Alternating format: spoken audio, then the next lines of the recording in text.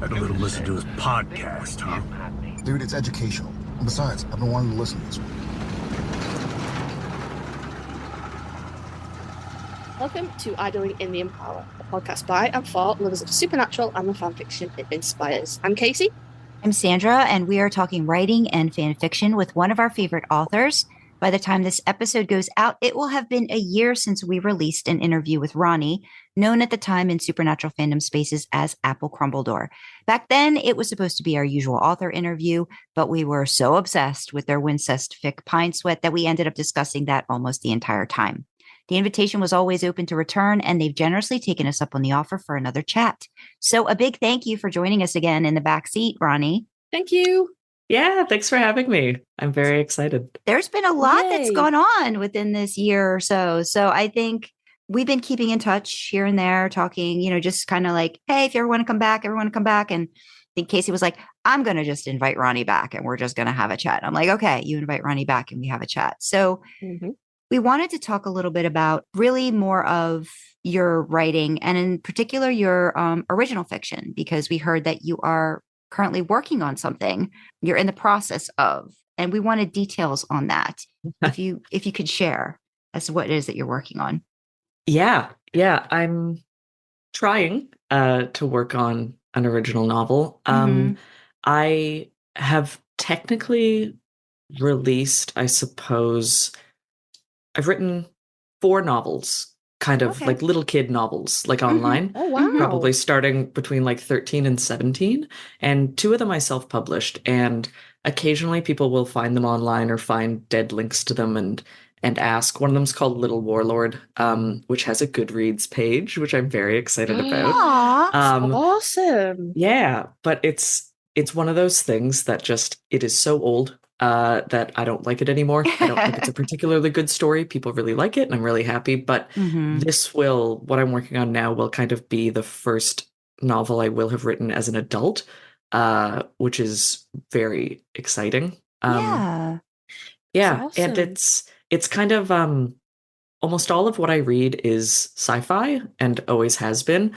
But I mean, if you look at even the fan fiction I write and stuff, it's not usually for sci-fi properties, but in terms of original fiction, that's all I really read. So I am working on a sci-fi novel, which has always been my dream. And those are a lot of work because I've been in the kind of world building stage for like 2 years. And I realized last year that I eventually just have to start putting words on paper, whether it's a short story or just like stream of consciousness or something, but I have to start writing it. And part of that is trying to write less fan fiction, because fan fiction is so fun and easy to write. There's instant feedback from wonderful strangers. It's like it's a real brain junk food sort of thing because it's so good. Yeah. So I've been trying to write less fic. That hasn't really worked, but I have put pen to paper on the novel. Do you want to like hear what it's about? Yes, if you would, I would love to. I would, whatever you're comfortable sharing. Yes, please. Yeah, that was going to be my next question. I was going to. I want to know what it is. Yeah. Okay. Yeah, I'll practice my little elevator pitch. There we go. Yep. Get your synopsis together. I know it's not there at all, so I'll try not to ramble. But it is set kind of near future, and it is the humanity is no longer on Earth. All of humanity is much smaller, and there's one colony planet that we have found that has conditions similar to Earth that we can live on, but only in certain areas of it. And then there's a space station that orbits that. So all of humanity is under 1 billion people, I'd say, and it's quite small. Okay. But I really like very character-focused things. This is not a good pitch at all for what it's about, but I'm getting there. Really character-driven, really short timeline micro-focus, which you don't get a lot of in traditional sci-fi. If you've ever read like pulpy sci-fi novels and stuff, they are always sort of, this is about war, this is about civilization. But I want one guy who kind of sucks having the worst day of his life. Like that's my favorite genre of movie, of story, of anything. So it is about, I also love, going to do a hard right here, professional wrestling. Oh, okay. Oh, In a huge way. Okay. like current So- professional wrestling, or are you like the 90s was the heyday? Oh no, that's always everyone's first question. No, I watch wrestling every week. I love All Elite Wrestling. Oh, that's the new awesome. promotion that's competing with the WWE. Very exciting. Don't get me started. Mm-hmm. So the story is about a washed up former wrestler in this kind of sci-fi space. In this future, wrestling has evolved. I love thinking about what wrestling would be like in the future. So like his character in the ring is a wizard. They have holograms. It's very cool. And like anti-grab stuff. But anyway, he's a washed up Okay. former wrestler. He had this tag team partner. He was like one of the most famous quote unquote athletes in the world and on the station, which is kind of the thriving metropolis of their world. And then he's like he's 40, probably early 40s, and he goes back to the small kind of backwater colony planet where he's from and has to deal with the fact that he has no real skills. He's a drunk. And he's been pretending to be a wizard for the last 20 years. And now he has to kind of integrate back into normal society.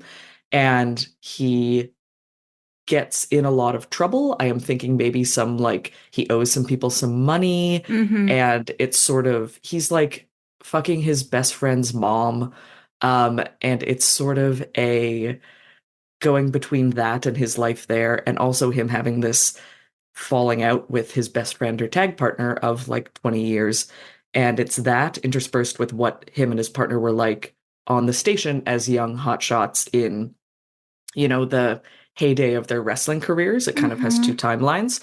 So that's kind of what I have now. I know the guy and I know the space, and I'm kind of writing him into it to figure out where he might go from there. Okay.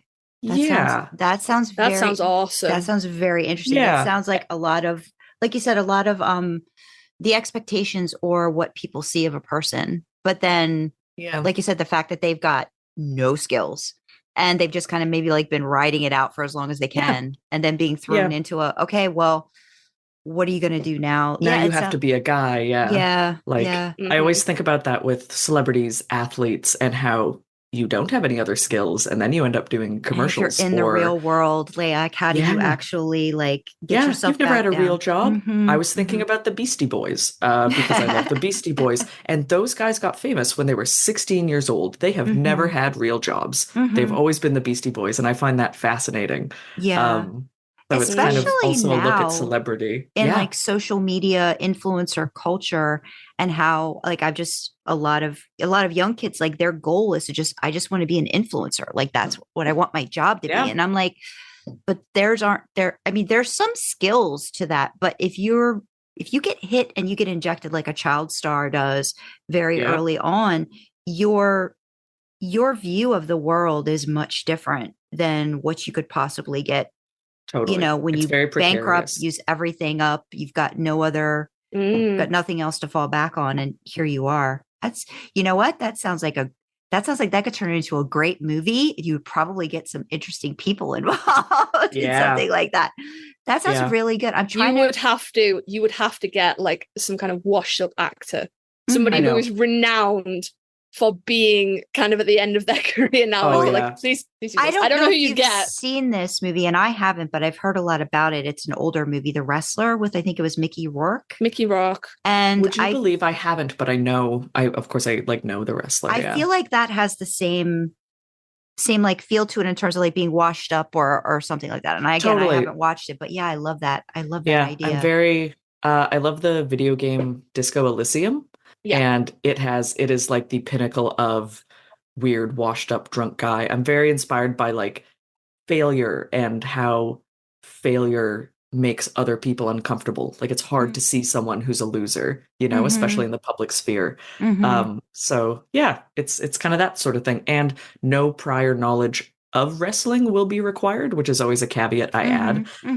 Like it's not going to be shop talk. Well, that's great. That sounds awesome. Have you heard of any of the Jack McKeown books by Yahtzee Croshaw, the video game reviewer?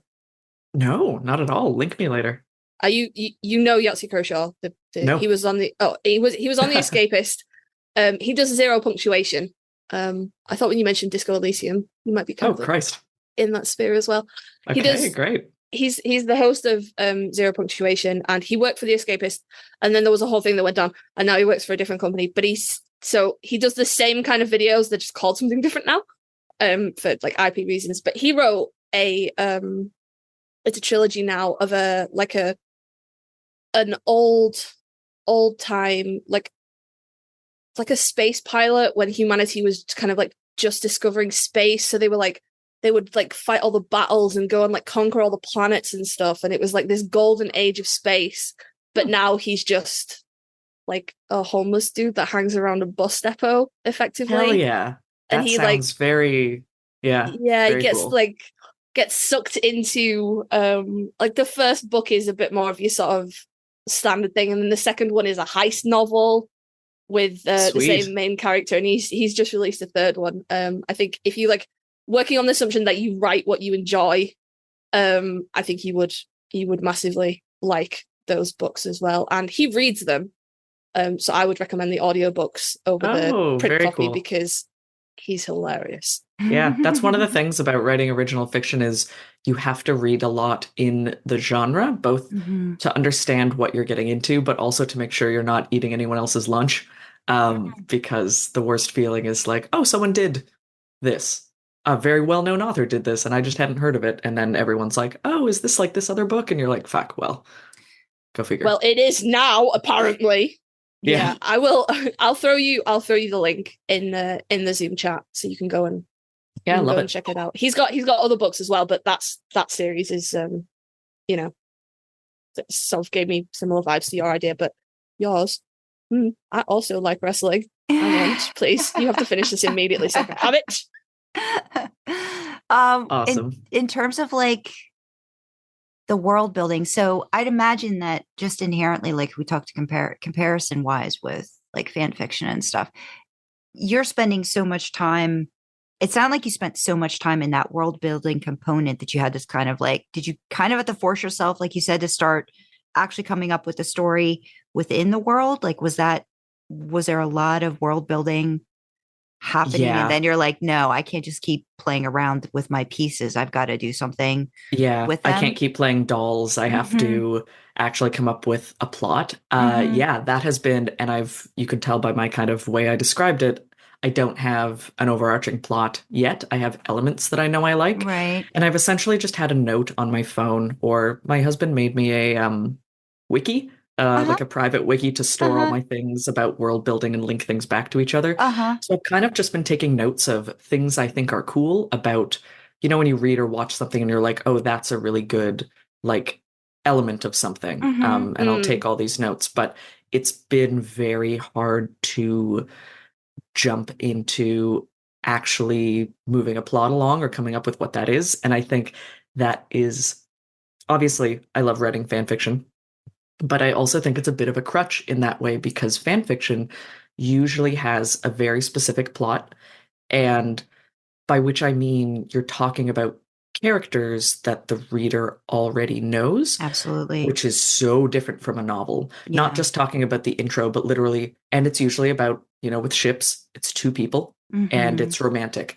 And I think that's why you get a lot of fanfic authors going into the romance genre space because those things track really closely. Yeah. And I got nothing against that, but I want to do something else, but it's sort of my brain isn't used to coming up with non-romance plots and non-fanfiction plots. So it's been interesting to kind of think about what happens in a story when two people aren't, fucking.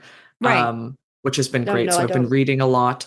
And my husband's a big reader, and he also loves sci-fi. So he has been a real help in coming up with cool stuff. And he's also much more hard sci-fi than me. He's like a science tech sort of guy.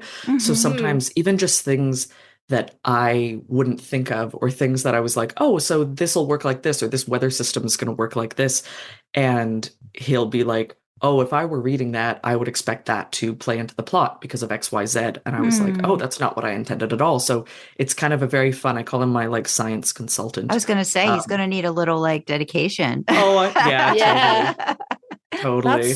That's Awesome, kind of, though, I to think have that's that that's person. really Yeah, because that's helpful. not how my brain works, Mhm. and his brain isn't very character driven. But I Mhm. love it's actually been he knows about my fan fiction. He's like my biggest supporter and stuff, but Yay. he's not a fandom guy. He doesn't read any of it. So Yeah. it is so great to work on something that I can like actually talk to him about and that he's going to read is just so much fun. It's like a little project with us. Oh, that's very nice. awesome. That's very Ooh. nice. That must be really helpful as well when it comes to like, you know, like you said, like weather systems or it's like something sci-fi, quote unquote.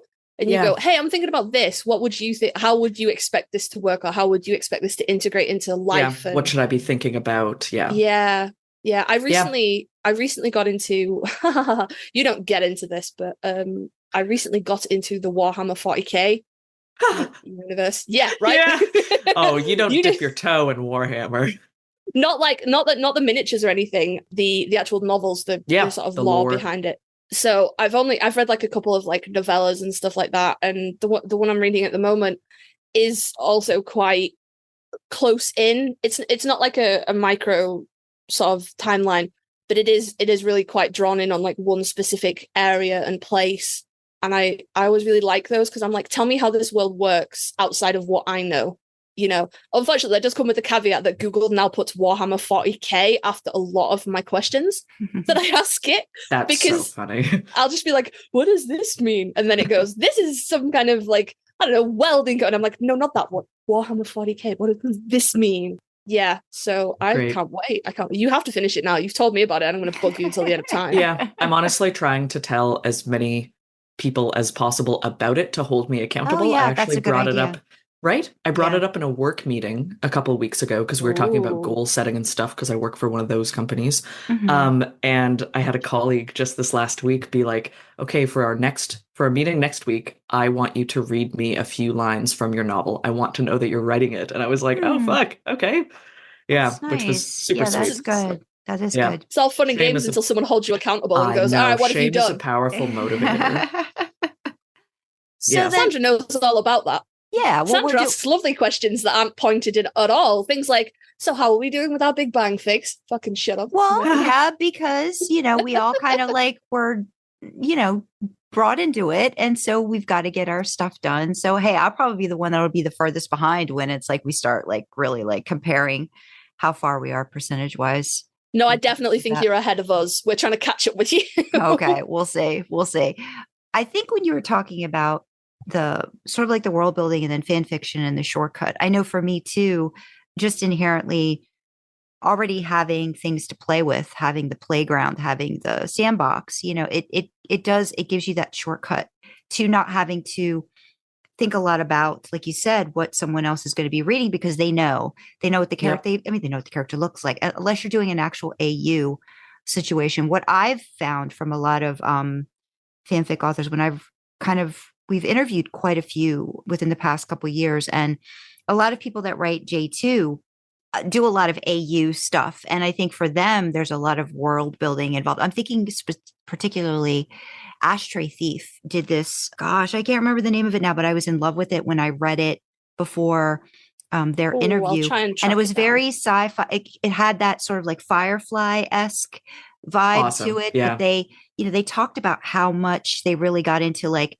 the government system and like how environments would work, factioning off different classes and different like that, really getting into like the background of it, where you've got that material right in the back of your brain that somebody might not even necessarily ever get to until 300 pages in or like however far, but you've got that all built up to go back to and pull in and drop in. And I would assume if it's sci-fi, there's the hesitancy to kind of like do a lot of info dumping, right? Yes. Like in the beginning. So I know that probably for you, I would assume you're going to try to like find a way to kind of not do too much of that and weave it in and give people a little bit as they need it, as they're learning about the character, the environment, and all that kind of stuff. So I think for us, and I will probably switch over a little bit into fanfic, but that's a good portion of the fan fiction writing experience is the characters and getting into that. And people want to see the doldrums and the everydays and the domesticity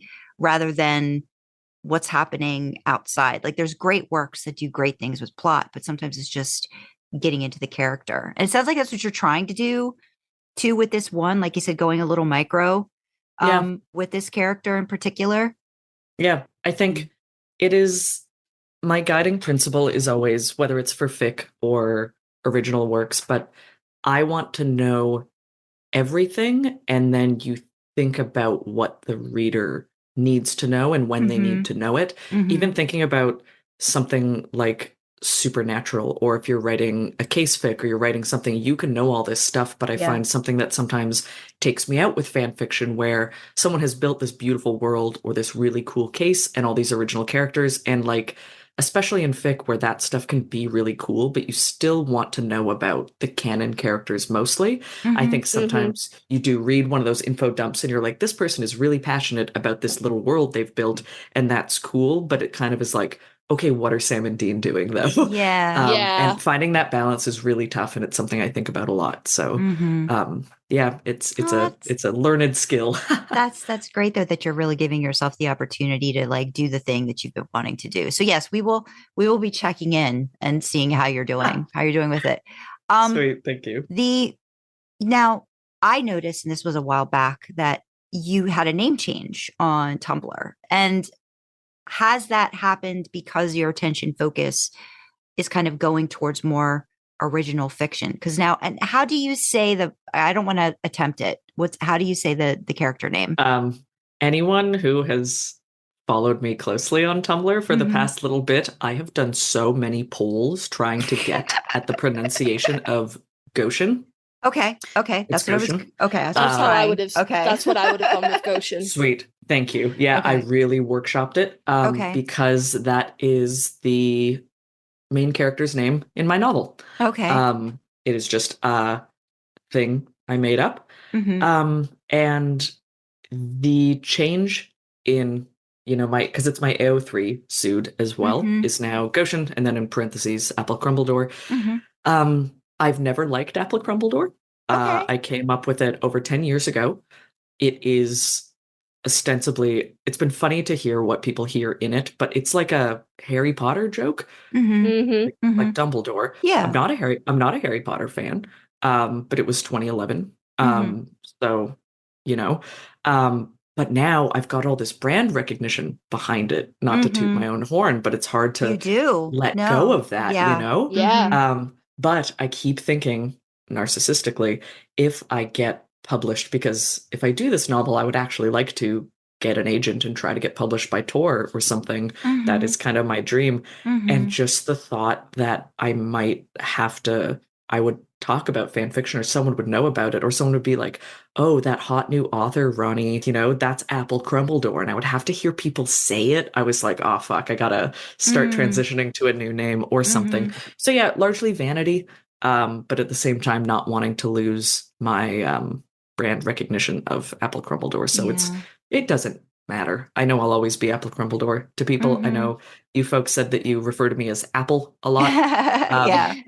Certainly before we started talking, and I know other people do too. So I was like, you can't control what people call you. But that was just a kind of vain thing on my end. So interesting too, like, because I know that a lot of and it's not everybody, but there are some well-known authors, right, that I think have kind of like given fanfic authors that have like gone into quote unquote original fiction not the best reputation. So does that have sort of a lot to do with it too? Or is it a lot of it too the fact that you are going sci-fi and it's such a different genre because for me being for me the romance novel stuff came first and then I got into supernatural. So for me there was it made total sense to me, like again how you were talking about the shipping and the romantic tension. So is that a part of it too, like trying to really make a distinction? Yeah, not so much with the username stuff, but it is something I think about a lot, because I think that there's the concept of filing off the serial numbers.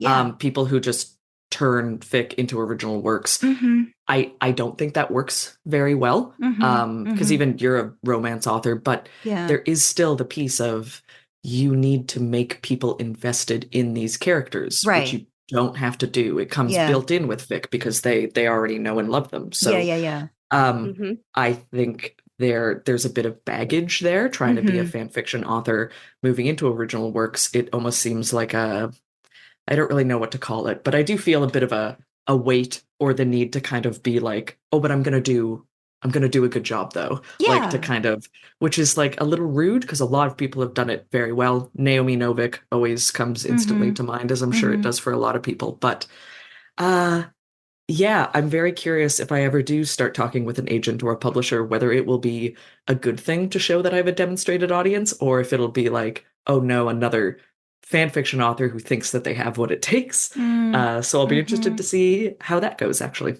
But I imagine I'll be in my 40s maybe before I ever get to that point, but who knows?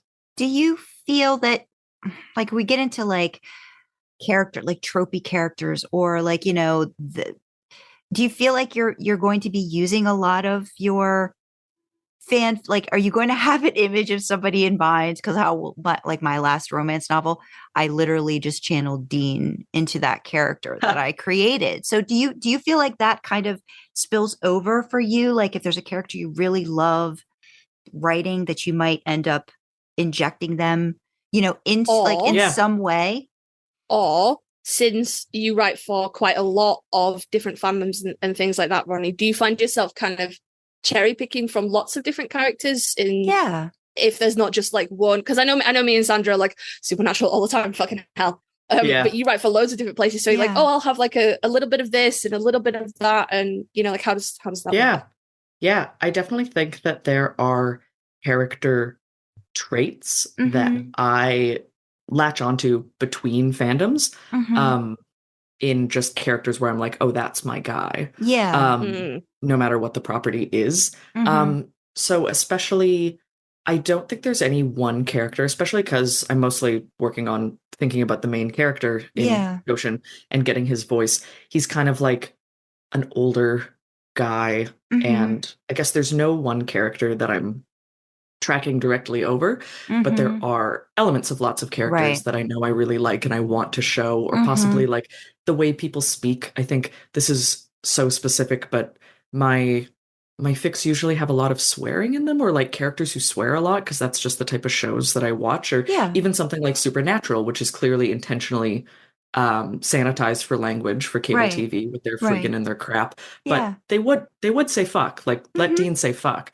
So I don't know, that kind of thing. And the other thing is I used to draw a lot. Online fan art was my main thing, and somewhere in my mid-20s I moved away from that, just naturally more into writing.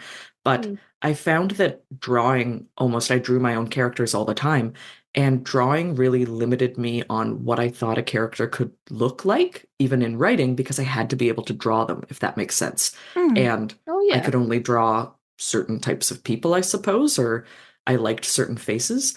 So I'm really trying to not think too much about how the characters look in the original fiction, because I don't want it to limit me with, oh, this guy has to have like a CW face, you know? Right. Yeah. Oh, that's so interesting. I'm thinking a bit of I like to have, what do you call it? Like where you pick an actor's face to kind of be a character, though.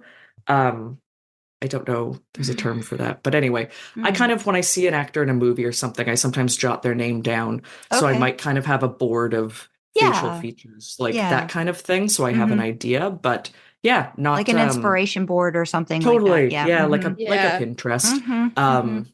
And stuff like that. Like I have some ideas for what Goshen looks like, but I haven't found anyone who looks like him, for example. Gotcha. Yeah. No, that's cool that's great though. Yeah. I guess we'll go into fanfic for a little bit because we started. Sweet. But I've read and I've heard about some of this stuff. What are some current fandoms that you are writing for? What got you into them? Mostly shows I have been watching. The stuff I am writing for now is, since not writing Supernatural anymore, I've written for True Detective season 1. Okay. Which is actually excellent.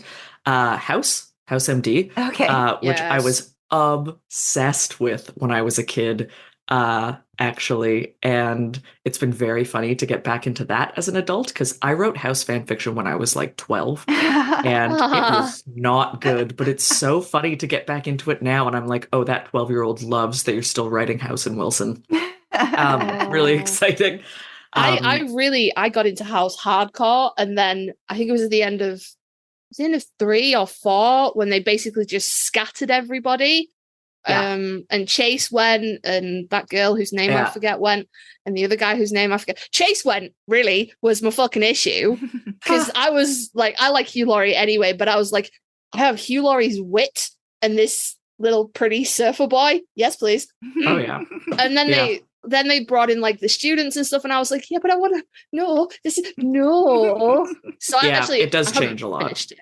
Yeah, and then I kind of like I had to Google it because I was like, does the gang get back together before it ends? And Yeah. the internet went no, and I was like, No. I'm not gonna fucking watch Right. that. Yeah. My husband's never seen it, so we're kind of watching through it again, which Okay. is what inspired me to write a bit for it, which has been nice. And Mhm. then my main thing right now is the show The Bear, Okay. which is new and coming out still. Mhm. Season 3 just came out, so that's been fun. It's a very small fandom in terms of fan fiction-y stuff. Mhm. But It's a good show, though. I've gotten into I think I was up to like the second season, but then we got rid of Hulu. But I was enjoying it. Yeah, I was enjoying the restaurant aspect of it. It felt very much like I've been in a lot of restaurants, like home, like family restaurant situations. Yeah. So I was like, oh boy, here we go. And it was very, very spot on with, again, like characters that just kind of like grab you right away and are just so very distinct. And then, but you get more from them depending. And I like when shows really give you the opportunity to delve into a character for a whole episode, like kind of you get more of that backstory, and then it gives you more of a rounded feeling for characters. Like you get, oh, that's just so and so, and they're just that way because of this, but then you get all of that other stuff, and it humanizes them in a way that doesn't happen, breaking down stereotypes, I guess, right? Like the archetypes and the stereotypes, and when a show can do that and draw you in, it's good. I like it. And there was that one episode where, was it just like a straight one, like they try not to do any camera breaks or whatever. There was a 17. Insane. Wow. That was in season 1. There is most of an episode. It's 17 minutes of one take. Oh, that was insanity. It was so crazy. My blood was boiling. It was there was so much happening. And I looked it up to make sure because I'm really interested in, because there are movies obviously that are meant to look like one take, but they're not. Thinking of 1917 and Birdman, which is so cool. But I looked it up and read an article, and it actually was one take, which is just outstanding for TV. Yeah. It's like a play. Yeah, you're really just going for it. Yeah. And like talking earlier about sort of show, don't tell. I think they do that really well. And the other thing, to tie it back to writing, I suppose, is like, I feel like writing for Supernatural has really given me a leg up on anything else I write for fan fiction wise. Just because that kind of like gross, obsessive, desperate kind of end of the world love that happens in Supernatural, like being able to have that lens on other relationships in other shows has been fascinating. Like I feel like it's really given me some like teeth when I write other things, because nothing could be as intense as Sam and Dean and whatever the fuck they have going on. But it's almost as if I like have a Sam and Dean lens on everything else in like a really fun way. Oh, that's awesome. Yeah.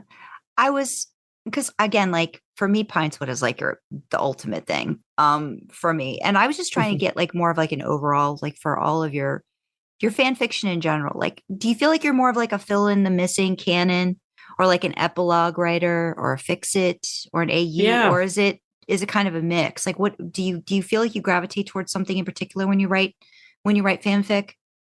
Yeah, I think my niche has ended up being kind of like almost like super canon or like hyper canon. Like my favorite compliment that I get is in comments and stuff is like, this sounds like them. Like this sounds like it could be an episode. Yeah. So I guess yeah, like fill in the missing canon, like canon compliant, especially when you're writing about, as a lot of us are, I guess, characters who don't actually get together or have a relationship in the show. It's kind of, what would that look like if they did? Yeah. And that's my kind of favorite thing. I've only ever written one full-on AU, which was a Naruto AU that I wrote a bunch of years ago, which was very funny. But in general, I don't read a lot of AUs. I don't read a lot of other stuff. And sometimes I do, like, you know, very episode relevant stories. What's a coda? Is that what a coda is? It's definitely like an epilogue, like at the end of an episode or something, like people like going beyond, you know, like say like that, like however it ends, like tacking on to it, kind of. Right. Like Okay. Yeah. Like canon compliant, really. Canon compliant, I think. Yeah, like after the cameras went off, this happened, sort of thing. Okay, that makes sense. Yeah, I've done some stuff like that. I try not to be too episode specific in my work, because this is just a personal preference. But have you ever read fic for a show or a movie you haven't watched? No, not so much a movie, a show you haven't watched in a while, and the author is clearly referencing very specific goings on in an episode, and you, the reader, are kind of lost because you didn't just watch it. But of course, when you have just watched something, it's so visceral and exciting to go and read fic for that, or to go and write fic for that. So I don't think that's a bad thing to do, but I find I get lost sometimes when it's like, oh, this happened specifically in season 5, episode 4 of whatever. That's when notes are necessary at the beginning, like in case totally. in case you the forgot. IMDb page for this episode. And, like, that's also something that really disappoints me about the streaming era, is when things come out all at once, because I hugely miss one episode a week. A new episode of a show comes out and everyone was on fucking Live Journal about it. Yeah, just like dissecting it bit by bit. Like I miss that level of focus. And like the new season of The Bear came out all at once, and I don't know, I guess I'm a little like anti-binge. Like I want to sit with stuff and really like marinate in it, and we kind of don't do that so much anymore if stuff comes out all at once. I was about to say that we are different people, but then you said you're anti-binge, and I'm like, I get that. Like, I'm not. I forget what happens if I have to wait a week between episodes. Oh yeah. Especially like it wasn't so bad when I was watching the finale of the last season of Supernatural live, because there was this big like overarching theme. Right. And it was just like little bits that went into that. But if I'm watching a show and I have to wait, and then it's like, I need like a last week on blah, blah, blah, blah, blah. And that doesn't exist anymore. But also, I can't, like, my husband can sit and just fucking just knock out like full seasons of TV shows in a day. And I'm like, you're not enjoying it at that point. Yeah. I don't even think you're watching it. You're just ticking off a box. Yeah, it's checking it off your list because there's so much content. There's so much stuff out there. And I think I've gotten myself out of like even trying to think that I'm ever going to watch any of the shows, all of the shows I have an interest in, because there's too much. And once you're behind, if you're not watching it consistently, like there's a lot of great shows I started, but I'm just like, if you get a couple months behind and it's not on a regular schedule, you just kind of lose the interest in it, or just like, I don't have the time to put another thing in my brain to track the characters, even though it's definitely a really good show. Like I remember I started watching Yellow Jackets, which I really liked, but I kind of just like, I stopped for a little bit and I'm like, I got to go back into this. And they're, like you said, they're not going to have a previously on, or they might, but it's just like, it's kind of like cheating in a way. It's like, okay, here's your catch up situation where you're not really invested. You're kind of like consuming. And I think that just goes into a whole category of why we're doing these things now. Yeah. And it almost feels like work to, sometimes I'll hear folks talking online and they're obviously really passionate about this stuff, but it kind of seems like they're like, oh, I have to stay up to date because people are talking about this show. Yeah. I know. And you're like, I don't do this intentionally, but it's definitely something I'm aware that I do. I only tend to watch things lately when they're years out of date. True Detective came out in fucking 2014 or Yeah. whatever. House, even older. And I like it not, I mean, there is a huge House renaissance going on Tumblr right now, which is very thrilling, but I like it not being that big thing that everyone's talking about because I Yeah. feel like there's a lot of pressure.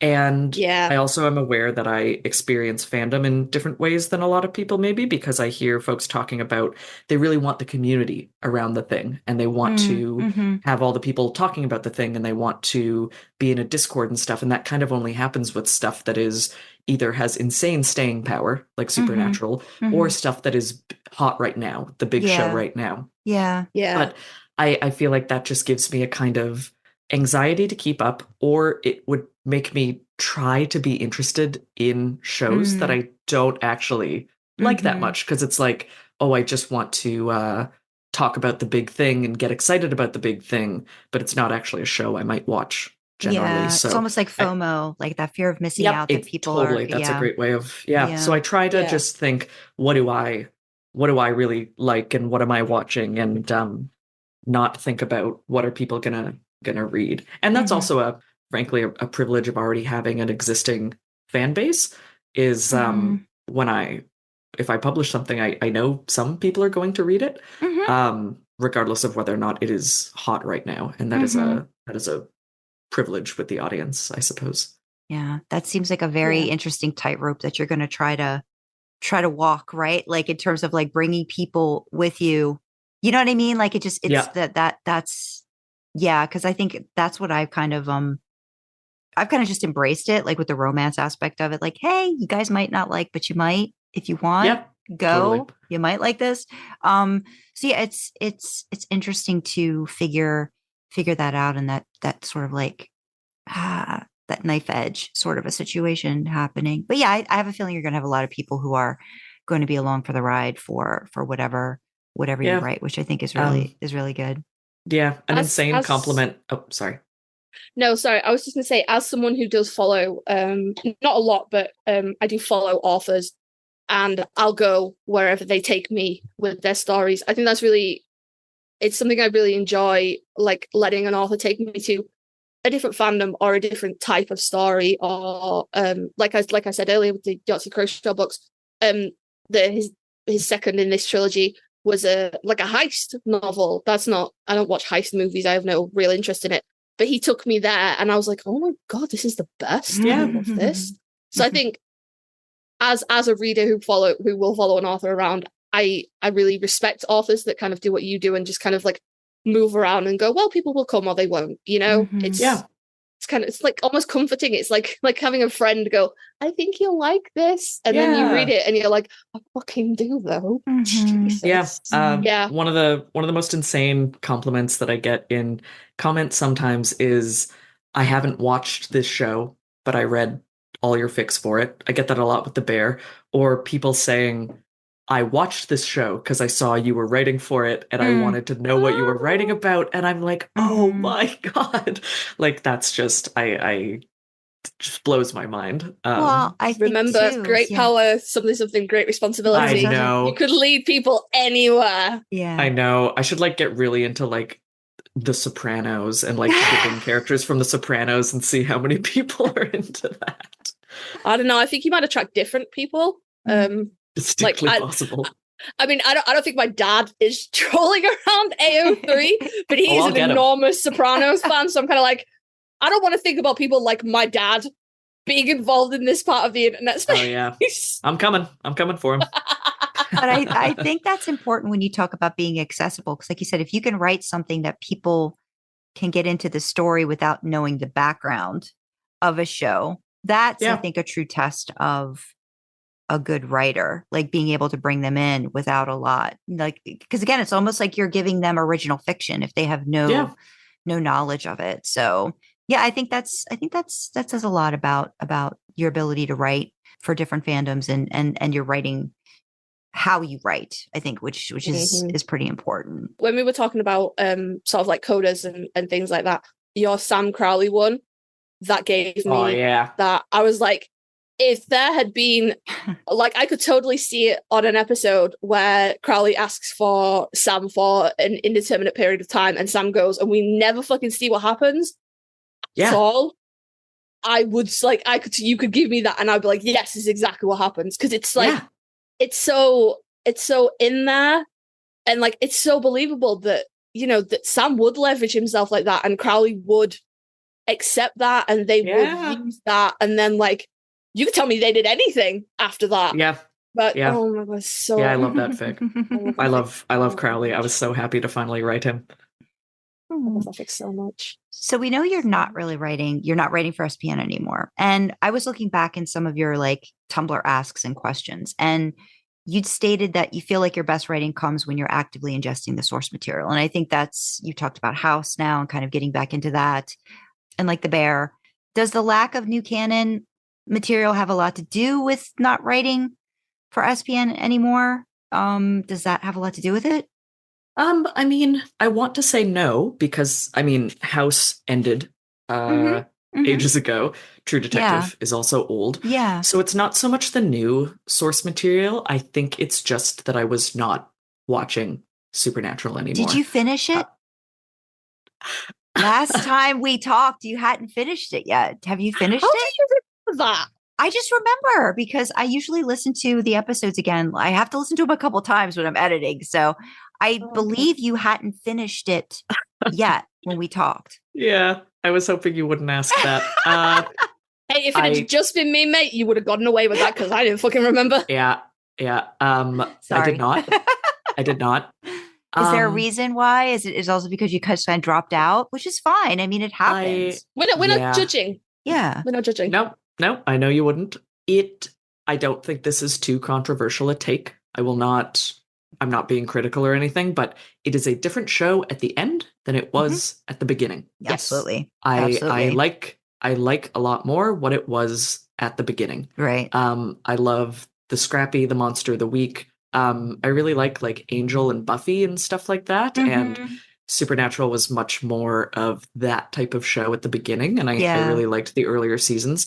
And then at some point it kind of becomes a little too much for me personally into the gotta save the whole world, the government's involved, the men of letters stuff. And it's just sort of, it wasn't quite my thing anymore. And I didn't feel the need to finish it. I know how it ends. And if I'm not watching, I know I've said this online and stuff, I lose the voices and it ends up coming out kind of flat. Right. And then there's also an element, I think I've said every angle I can think to say about Sam and Dean. I wrote how many Supernatural fics? 22 that have not been orphaned, which is a lot. I mean, if you look at my page, that's the next closest thing is I've written 4 of the next closest fandom, and everything else I've written kind of 1s and 2s. So 22 is absolutely insane for me for anything. So I think I was just kind of, it ran its natural course, and I didn't want to keep beating that dead horse, because I knew it wouldn't quite come out how I wanted, and people would say, start thinking to themselves, everyone's too polite to say it, but like your older stuff was better, there was more passion in it and stuff. So I think it just did what it had to do. Okay. I'm going to let Kasey go into the dreamer question now, because I feel like it definitely works here. But I did want to say that, you know, there's tremendous thanks in the fandom too for what you did give, you know, when you were into it, you know what I mean? Yeah. Like there's a lot of great stuff there. But yes, Kasey, the question. Yeah, look how in sync we are, guys. Look, sometimes it all just comes sometimes together. It happens. This is the listener question. We have other listener questions as well. We pulled our Discord members and we're like, oh, Ronnie's coming back. What do you want to ask? Sweet. But this is from Runaway Dreamer. But her question was, in the Winchesters book, this is a long question, sorry. In the Winchesters Book Club Discord, somebody wrote an orphaned fic on AO3, mentioning that it was rife with erotic tension. My brain immediately jumped to applecrumbledore / Roni, because they basically set the bar for me as far as UST goes. Absolute god tier. So I went to check out the fic and noticed that in the author's notes of the orphan fic, the author had left a link to their other works. And what page happens to open when I click it? Goshen / applecrumbledore's archives. Figures. But on to my question. Obviously, Roni felt strongly enough to orphan these SPN fics. I think about 4 have been discovered. Are there more? But is it okay with linking some of them back to their main profile? Does that mean they're okay with people openly sharing the links to them and discussing them as part of their works? The ones that aren't linked back, are those ones especially anathema? There we go. Anathema, Words. yeah. Mm-hmm. Anathema. What does that word mean? So it's kind of like revulsion. Like like a despise, like just you like don't want to deal with it anymore. You don't want to be associated with them at all. Okay. Cool. Continue. And does Roni have any other thoughts about their orphaned works or orphaning works in general? Either way, I'm so glad they're still available to read. It is painful to see fics disappear from the internet, but especially from AO3, when there are those options for casting a fic adrift from its source while still allowing the next wave of readers to enjoy it. So I guess my question is a bit of curiosity, but also a big dose of thanks. Thanks! And with it, that was the reason we linked you to the doc, because I was like, I'll read it, but like, I wouldn't be able to answer all those questions without it being in front of me. Mm-hmm. Yes, I was reading along. First of all, I would love to, I don't remember which ones I've orphaned, so it would be very funny to me, like they said 4 so far. I'm like, which ones? So I don't really know, but I can help you there because she sent me some of them and I have them in my tabs. Sure. Yeah, I mean, first of all, just before I get into it, none of them are, I'm not, you can talk to me about anything. You can talk to other people about anything. None of them are that word I can't pronounce. I don't have revulsion to any of them. Mm-hmm. But I got in a internet spat with a stranger about this. I think mostly in my own head, because I try not to reply to opinions I disagree with online, because I do not want to be an author who is known for getting into beef. I think that's a terrible look. And I don't want people to think I'm an asshole, but I feel ways about things, and I feel ways about my own work. And I feel very strongly about an author's right to control their own works. Like at the end of the day, so it was essentially, I was talking about orphaning works online. It's something I do a lot. Case in point, I wrote over a dozen hockey RPF fics in the mid-aughts. No, not mid-aughts. What do you call the 2010s? Anyway, I don't know. I don't know the word for that. I think it is just the 2010s. I don't think they have like a yeah.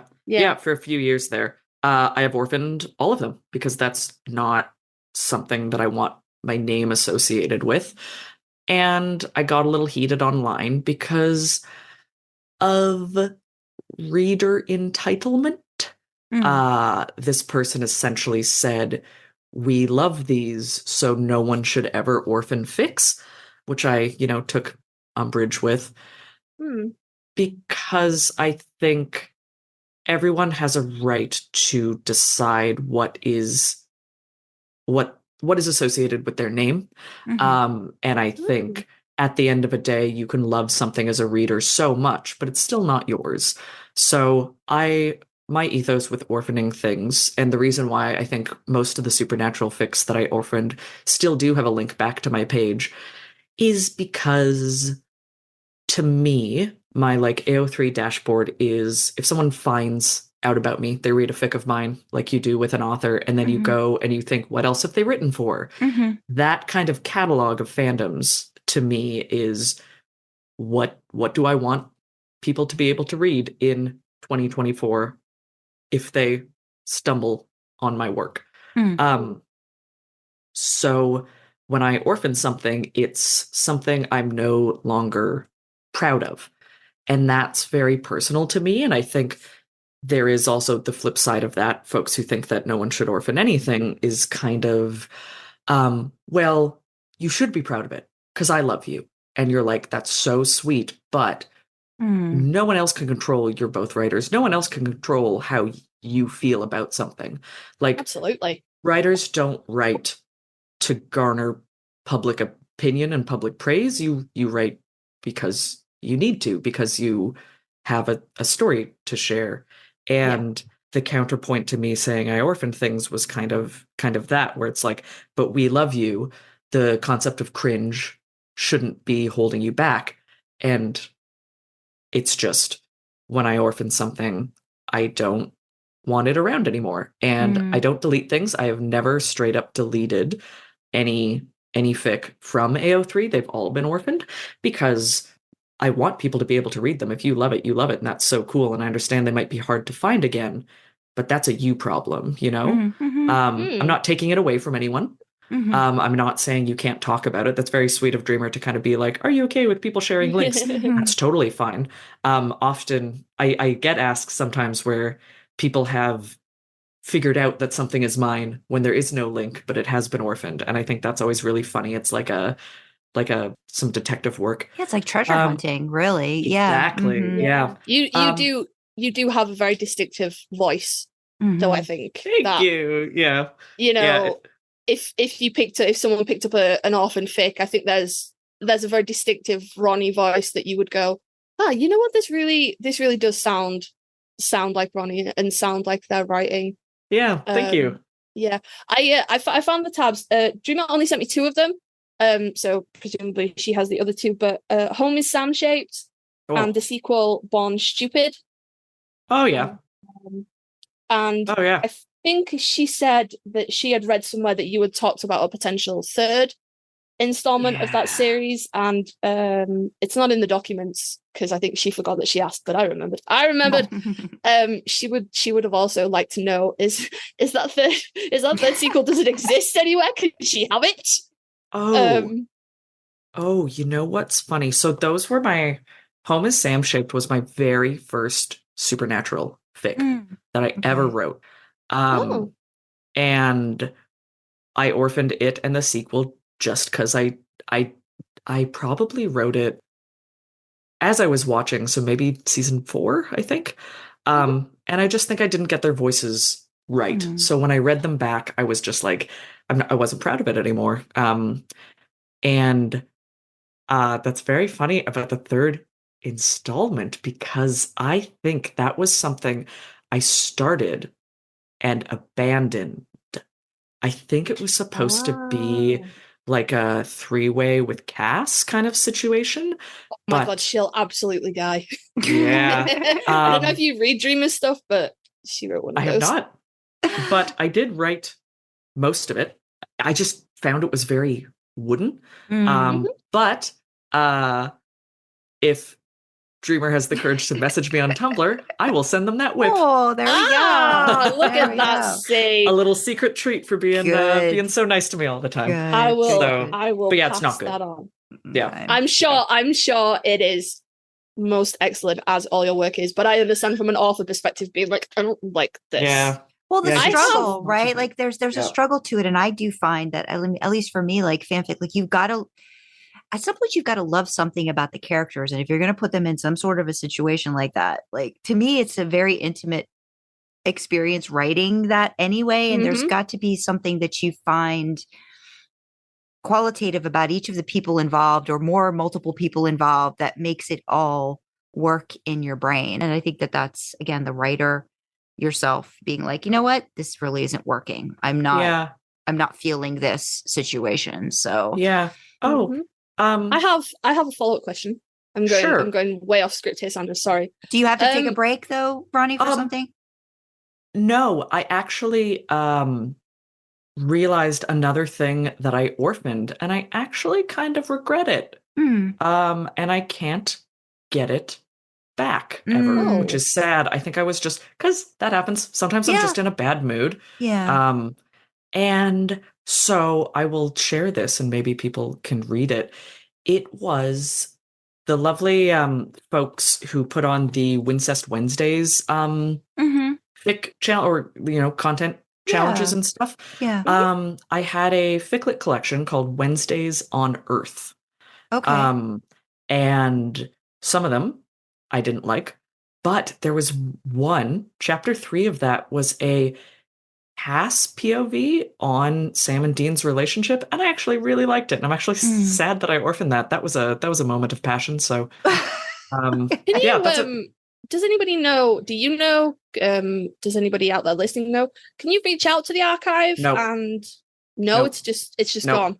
They're hard on it because because humiliatingly, with the hockey RPF thing I mentioned, I was young and stupid and left links to my Tumblr in all of the author's notes on a dozen fics for something as, no offense to anyone listening, that I do not want to be associated with as Hockey RPF. So I actually ended up changing my main Tumblr handle a few years ago, so the links would break. Gotcha. Oh. Yeah, which is stupid. So they but- wouldn't even let you get back in to do anything to Nope, it. they Yeah, said once it's done, it's absolutely done. not. Yep. Mhm. That's really interesting. Huh. Mhm. Yeah, they gotta draw a line somewhere. Yeah. Imagine the Yeah, of requests they course. would Or they'll get it all yeah. the time. Oh, I changed my Yeah. mind. Oh, Yeah. Yeah. Mhm. Yeah, Yeah, no, 100%. that's perfectly reasonable. I was having a conversation about posting works anonymously on AO3, and how one goes about doing that.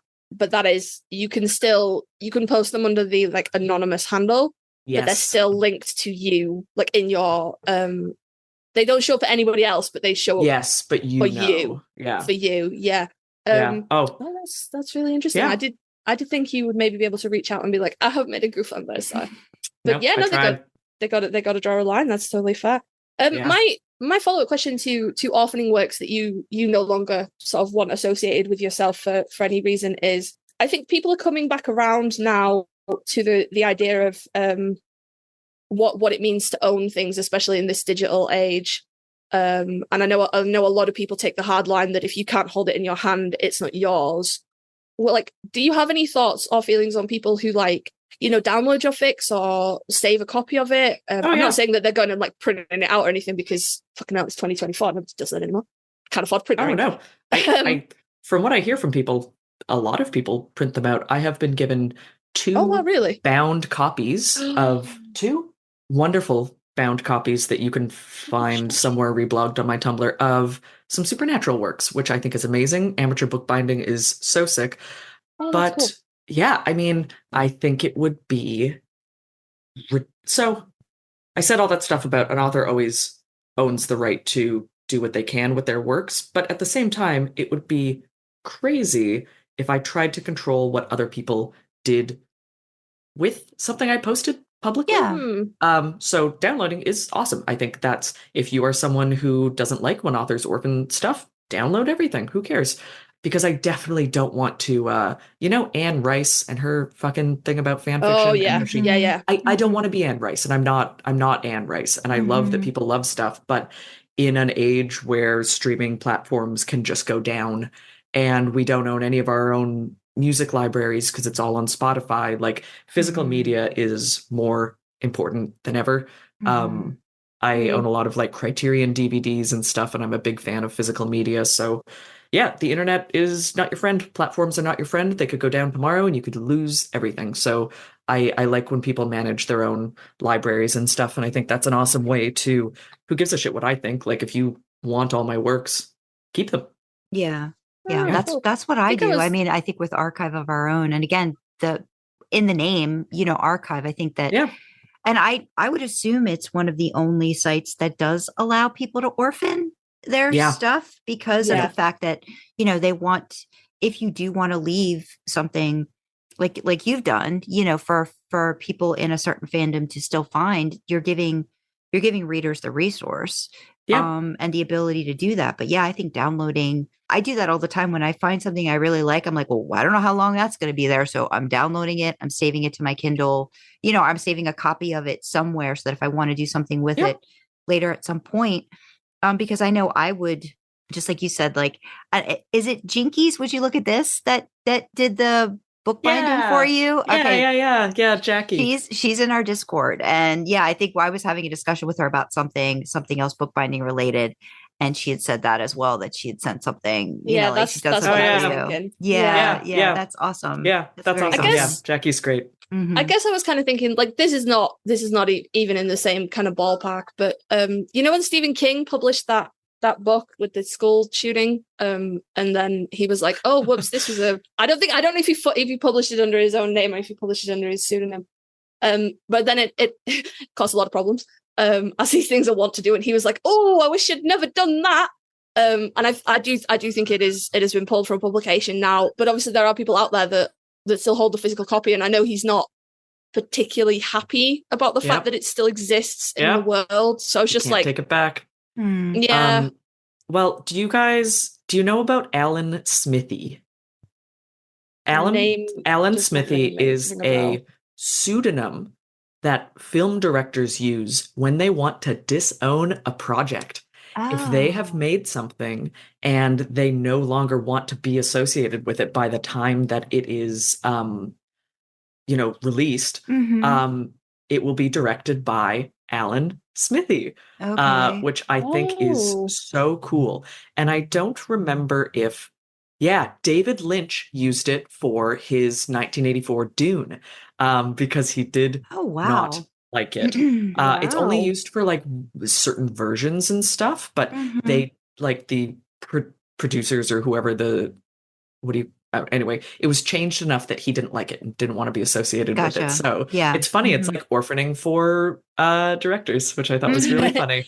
That's Yeah. so funny that mankind continues to go, I made this, but I hate it. I don't Yep. want it anymore. Don't put my name to this. Yep. And it's the same thing. If you Alan Smithy something, maybe it doesn't show up on your filmography on Wikipedia. Like it's all about that when you have new fans looking at your stuff, trying to control what they see. And you can't control everyone, but This is a tangent that I'm thinking Hmm. about because I'm watching a lot of sometimes I'll watch like YouTube like book reviewers and stuff like that. And they talk a lot about how book reviews are places for readers and authors don't need to insert themselves into the conversation and different things Completely. like that. Is that sort of like your like if do thinking of like being, and I know you said you have published a couple of books too, but do you feel like you're going to be really beholden to that as well? Like I'm not going to go into a space to hear how somebody Yep. like hates something and then be very offended and then have to go in and Yes. okay, give all of those like Yes. reasons why. And because Yeah. this is where social media and like again trolling, and it's very, people want to be very controlling of a situation Yeah. that I don't think you have. Nobody Nope. has the brain space or the capacity to do that. And it's like Nope. when you put things out there, you have to be prepared for the good and the bad and whatever the Yep. fallout's going to be. And I think that Stephen King is an example of that as well. Like something could just be really bad timing, be a really bad idea at the time, and you really didn't think things through and it happened, but then it's out there, or it's Yeah. a You can't like, do a recall. yeah, and it's a Yeah. sort of like, again, for some people, I think they might look. So, do you think of it as, because we've had a discussion with Dreamer about this too, about almost like archival, but like in a way that, do you remember that one discussion we had, Kasey, about fan fiction, about how like leaving it as it is? Yeah, I do. For the time period? I was really trying to not get into Yeah, that. yeah, yeah.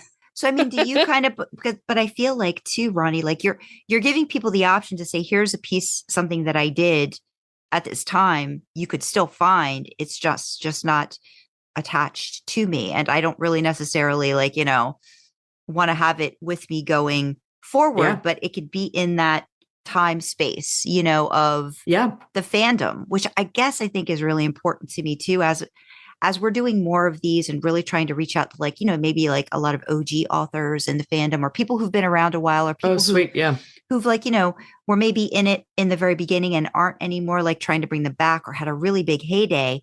Like that's something I want to get, because I want to get back to like, so what was it during this time that grabbed you, that Oh, got you yeah. to do all of that stuff? And I Yeah. feel like that's sort of representative of what you're talking about too, in terms of media and consumption of it. And, being okay with having gone completely like gaga. Like, I mean, honestly, like Yeah. Kasey and I don't know how long, I would think this thing is going to go for a while for us too, in terms of our love for the fandom and the SPN as a whole and the actors. But I mean, that could change on a dime, and Yeah. something could make that not be a thing anymore. We hope it doesn't. But Jared could there's, shave his head and I would be and forced that would to be it, and you wouldn't commit want to have seppuku. anything to do with him anymore. But so yeah, I guess We went different places. I was like, no. I'll take myself out of the equation. And you were like, no. You'll turn your back on Jared. No. No.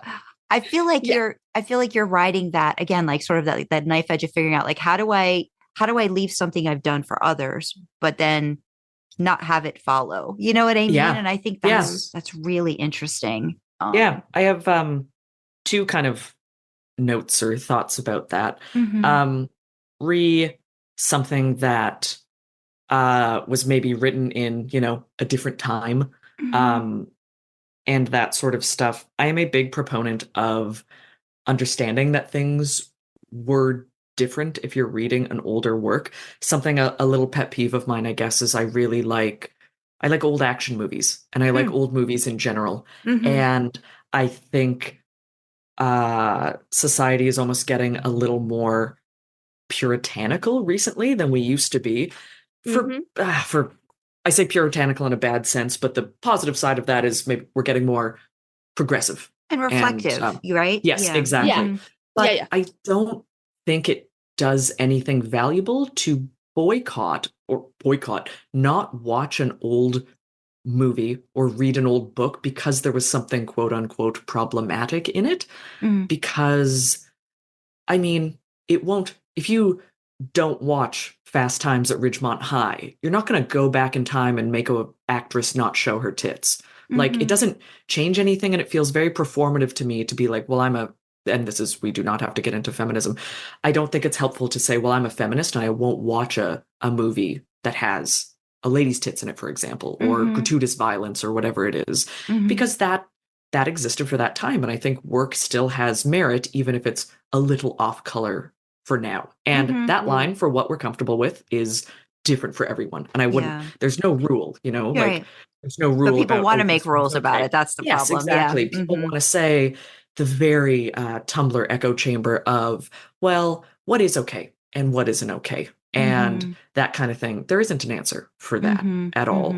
What's his name? Kevin Spacey is a horrible dude. Would I still watch American Beauty? Sure, it's a movie. It's a good movie. He didn't make it. Other people made it. So I think there's this performative kind of thing. Don't give terrible people money. Don't watch things you're not uncomfortable with, but you're not a better person for not watching an 80s movie with fucked up violence or sexuality in it, Yeah. Well, I think it's when you know the information moving forward, how you deal with that situation, I think is important too. Like, again, like you use Kevin Spacey as an example, like, yeah, he's been in some really great things. And so that to then pull everything that he's done wouldn't make a lot of sense. Or say, you're going to boycott everything because, like you said, it's a group expression. Yeah, so many people are involved in making that thing, and don't, it's not going to change what he did or who he is. He's just a guy who acted. You can absolutely, absolutely. Because I am one of those people that I find it very difficult to separate the artist from the art. Yep. Fair. And so somebody like Kevin Spacey, I will I won't watch his things now. Partly because I don't want to see his fucking face. Yeah. But I do think that's a good view to have, that it doesn't, me refusing to watch the movie Seven doesn't go back and undo anything that Spacey has done, and it doesn't change anything. But I think there's a nuance there, again, in between physical media and digital media, because while we know that the industry has just come out of the strike, and sort of like residual checks for writers and things like that was a big part of that, and they're not getting paid what they should be. I don't know how true that stands for the actors themselves. I only know sort of snippets of like things that Eric Kripke said when Supernatural streams, but like if I refuse to watch the movie Seven on a streaming platform, I feel like I am not putting any more money in his pocket. Yeah. So I feel like, because I am, like the discussion that Sandra was referencing, I was on the side, it wasn't like a war, but my perspective was erasing problematic things, even when they are own, and sort of like society's moved in the last 10 years, going back and removing that and erasing it and changing it does history no benefit. I know. Yep, totally.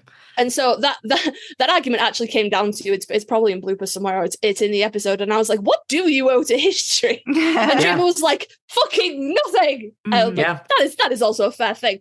But I also think, like, your opinion is completely valid. And the thing that I think people miss online when we're talking about this stuff, and by online I do mean, Tumblr, Twitter, is it's Tumblr.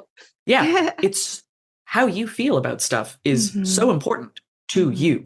It's when you try to convince other people to have the same values and thoughts as you, is when, if you don't think the exact same way that I do about this, you are a bad person. Bad people don't exist. And there can't be interactions anymore. And that's becomes a very hard line, like, that people put onto. Like I'm not going to make you watch American Beauty. Why would I do that? Why would I care how you feel about Kevin Spacey? But we get in this kind of black and white moralistic thing where it's like, if you don't believe the same thing I do, you're a terrible person. You get that a lot in the supernatural fandom with the schism between Wincest and Destiel stuff, because people think that if you write incest, you want to fuck your own sibling, and you're like, no, this is fake. And if an author writes something, fictional characters, people, if someone participates in kink, are they a sexually violent person? No, et cetera, et cetera. So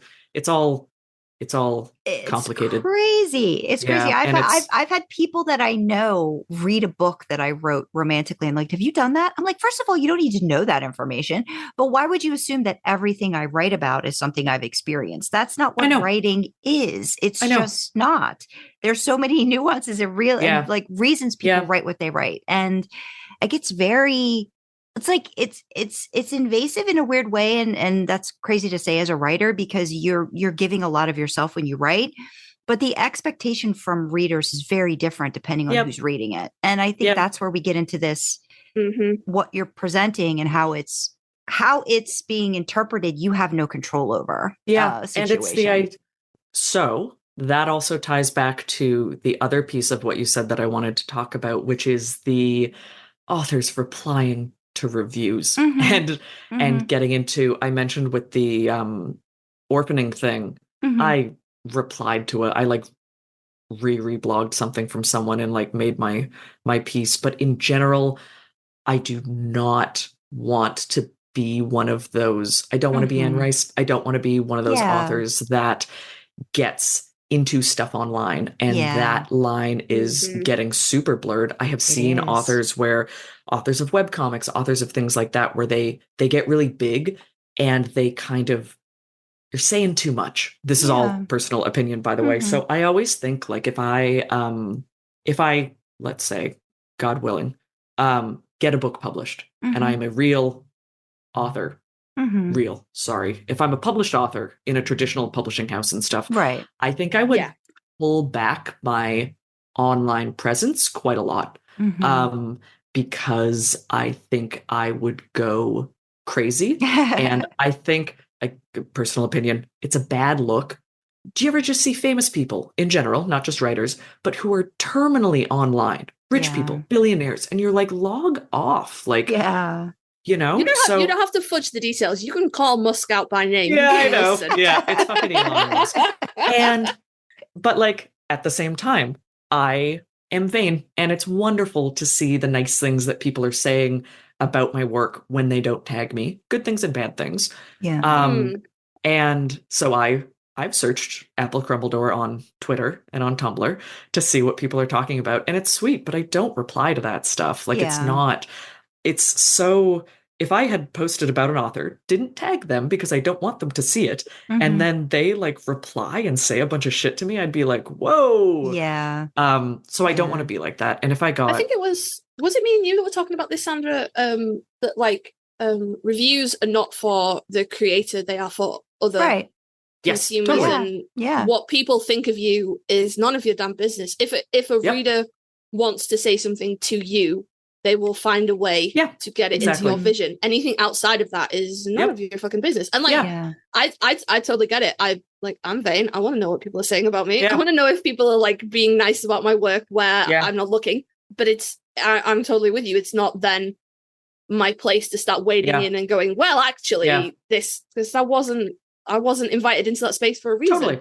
Yeah. It's like, and there will probably be a point where I stop looking for reviews and I stop searching for stuff, because I do think it also makes you crazy, because it's none of your fucking business. Like you said, like, you can't control what people think of you. And it's also, I think people fall into, this also ties back to the moralistic way that fandom is going right now, where if an author writes about something, that's a reflection on them morally, and that moral good and moral bad exist. And I think authors want to defend themselves and that readers demand that they do. Yeah. They say, hey, you wrote something that I was uncomfortable with. What do you have to say about that? And the answer is nothing. You know, that's none of my business how you interacted with that. So I very much believe in the like death of the author, and authorial intent doesn't matter.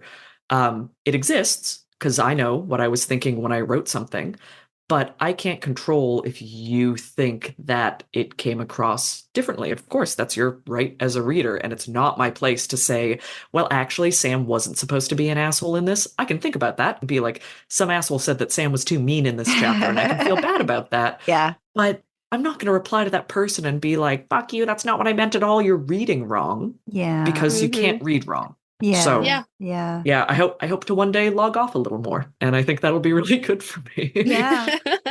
No, I've had to do that with like, cause again, like being so new to narration and stuff. So a lot of times, like I do not go look at my reviews anymore. Like, because there will be people that are like, you know, just people are just, again, it's just a mean, it's just a whatever, you know, and I'm just like, you know what? I've got to think about myself and my well-being, and that I'm learning and growing, and I can't take a few really hurtful or just nasty things and take them on, or I'll never want to do this stuff again. I will 100%. just think, you know, you're not good at it and you're not going to grow. Yeah. And the other thing is, I think negative reviews are natural, because if you're saying something cool and unique, there will inevitably be people who don't enjoy it. It can't be for everyone. You it probably can't please everybody. It shouldn't. Could you imagine how terrible it's going to be if everybody? Yeah. And I think, especially if we are talking about fic as well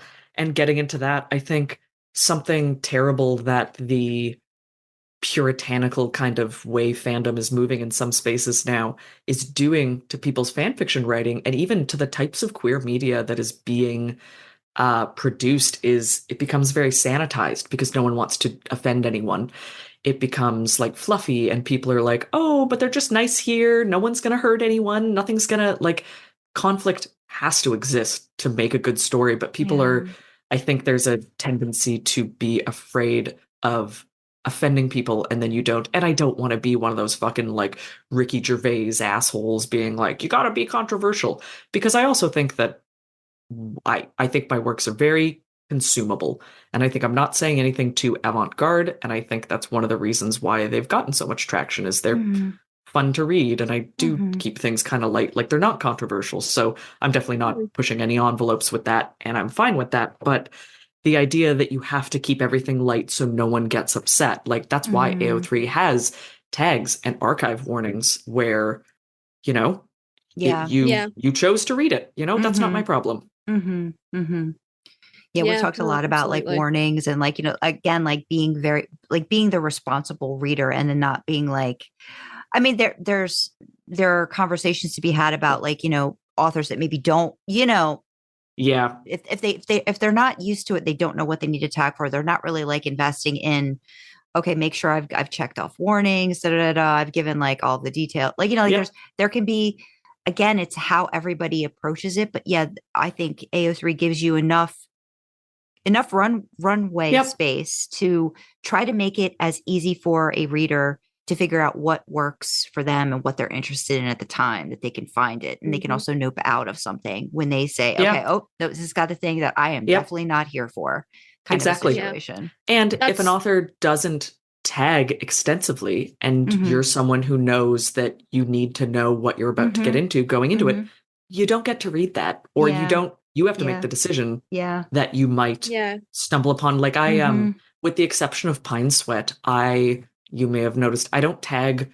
sex acts in what I write, because I don't know. It's a personal thing. Yeah. I don't do blowjob, anal sex, choking, whatever it is. I talk about things that I think might be canon typical violence, or like canon typical sexual violence and stuff like that. And I use archive warnings and stuff like that, but I'm not going to tell you exactly. And you also everything rate it, right? Like you're rating it. Yeah. So if you see that I haven't tagged any sex stuff and it's rated E, you have to assume there might be something that a person doesn't like in it. I think we've been talking about it a lot like me and Sandra on the show and off the show. Again, as we move into this ever increasing digital age, I call it the lost art of knowing when to leave a space. Yep. Everything is accessible to everyone. Yep. And instead of like, that's good because that means that you can connect with people in ways that you couldn't when we were all, offline back in the good old days. Yeah.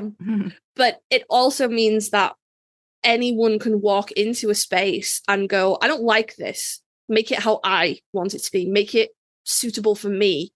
And that is the art of knowing when a space is not for you, is being lost. Like everywhere should be welcoming and accepting, but not everywhere has to be inclusive outside of, like basic human rights and things like that. Yes, like, exactly. I don't get to walk into a Destiel space, for example, which is not a ship that I am interested in, and go, well, there's entirely not enough Winchesters in here. Make more Winchesters. I want Winchesters in this. But like, it's the space is not for me. I am the problem here. Yeah, I need to leave. And we need to have that needs to be how that is. Because if everything becomes for everyone, then there's no conflict, there's no tension, because someone might not like that. And nobody wants that, or we need to learn how to not want that. And we lose so much as well. When you were talking about sort of fandom becoming more puritanical and everybody, well, not everybody, but it's trending towards more softer, fluffier things. And, that's great. And I love me some fluff and a happy ever after. And oh my God, we just wrapped them up in bubble wrap and it was the fucking nicest because they deserve it. Like, I love that. But also, you get the best stories when it's difficult and when it's hard and when it hurts.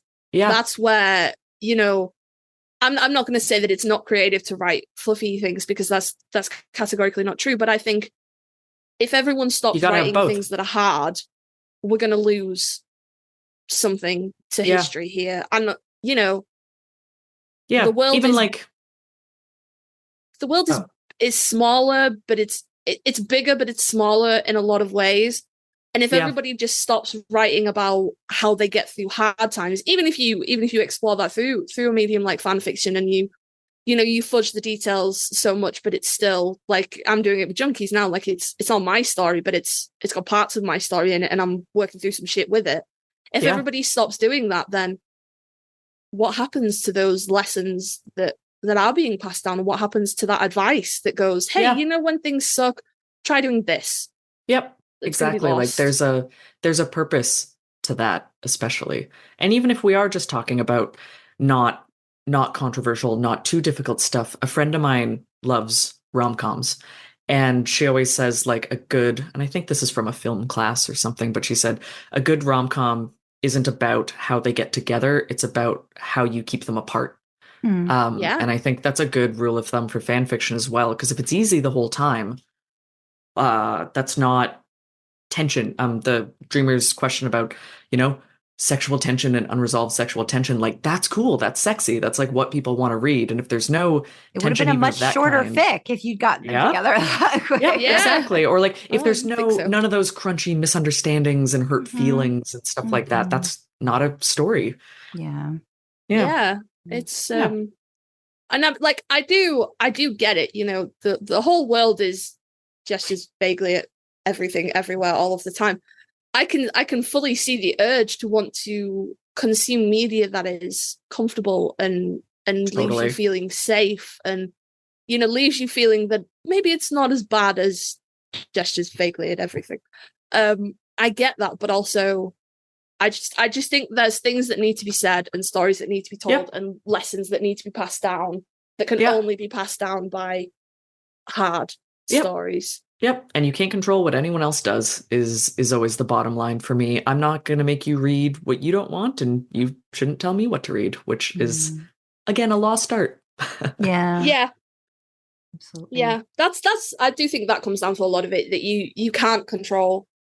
I mean, there are certain things you need to take stances on, like, like basic human rights. If one person says, well, I don't think X group of people deserve human rights, like, you can't just go, oh, well, that's their opinion. We are not talking about hate speech and shit. You have to draw some lines and go, everything to the left of this line, everyone needs to agree on. Everyone gets food, water, and safety and shelter, but past that, it's like, God, wouldn't it be boring if everyone was like, and I like blue and if you like green, fuck you. Yeah. I'm pretty sure that's how a lot of religious wars started. Yeah.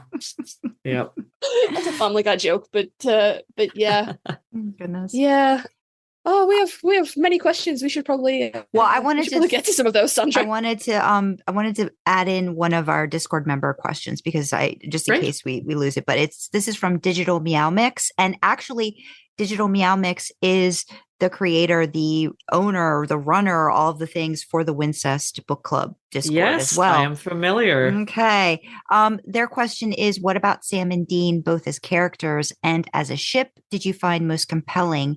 And what components of Sam and Dean and what parts of Wincest as a ship were the most important for you to include in your fics? And I guess that could go from fic to fic, depending. So however you want to field that question.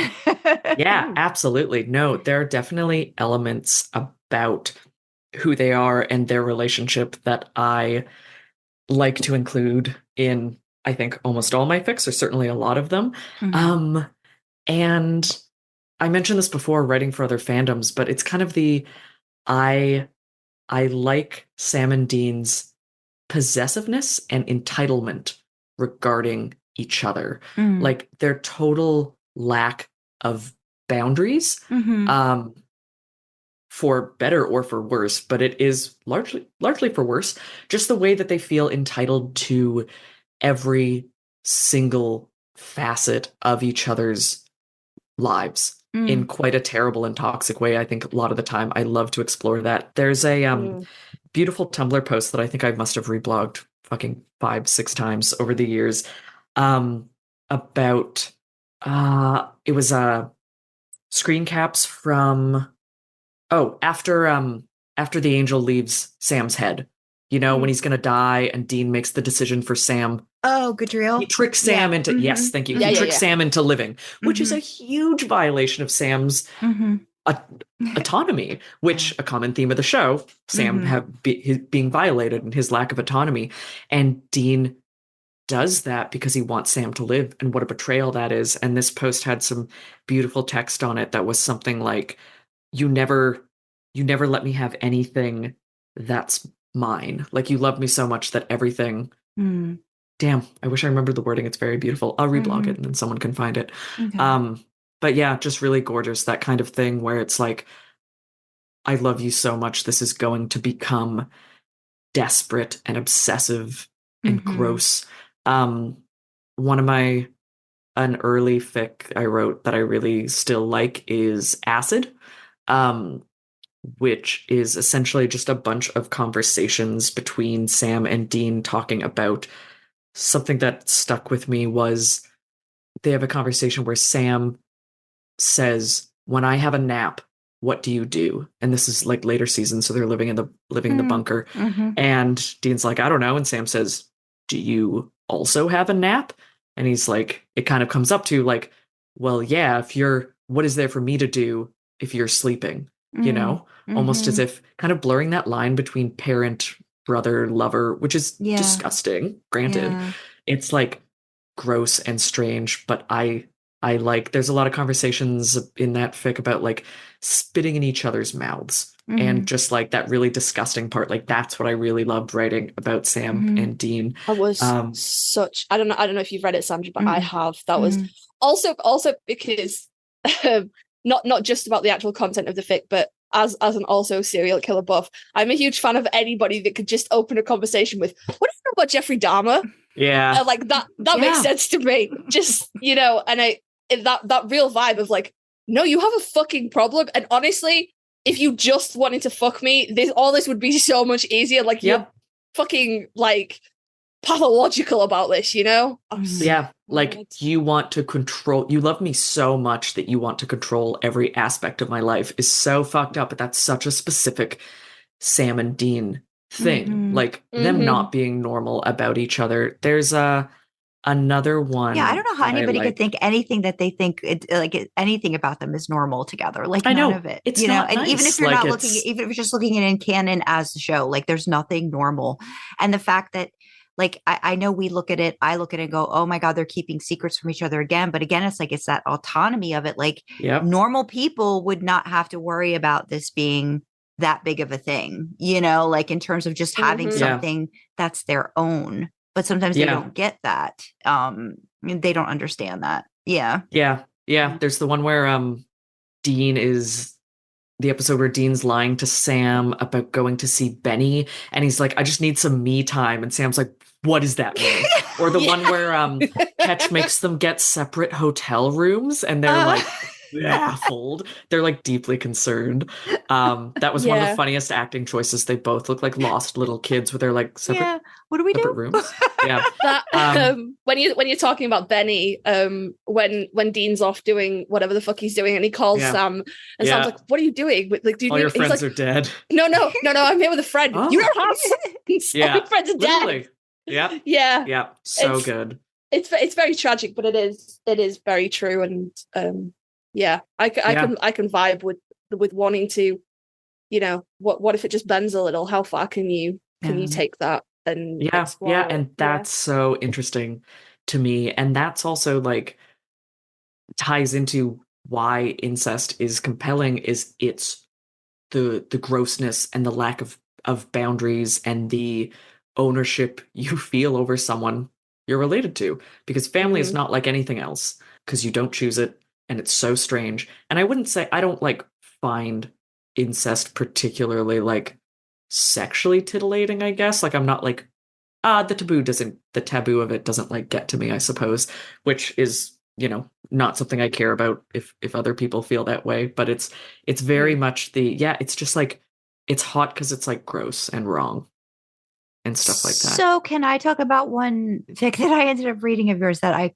kind of feel like goes along with that? It's the Matryoshka dolls. Oh yeah. And I'm not usually like, I don't usually search this stuff out, but the summary of it was so intriguing.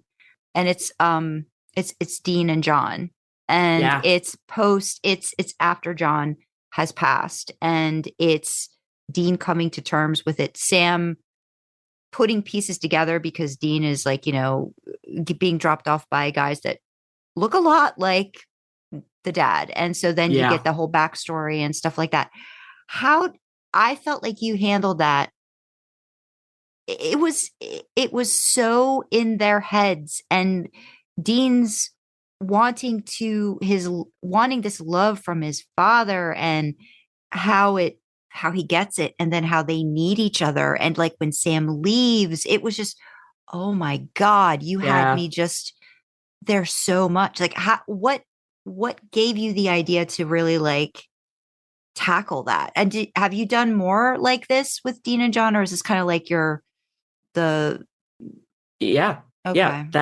is my only Dean John fic. Another example of just like I said everything I thought to say about their relationship, but that is, I think, still my favorite supernatural fic that I've written, because it's just awful. It was like, it was hard to write, like it was quite challenging.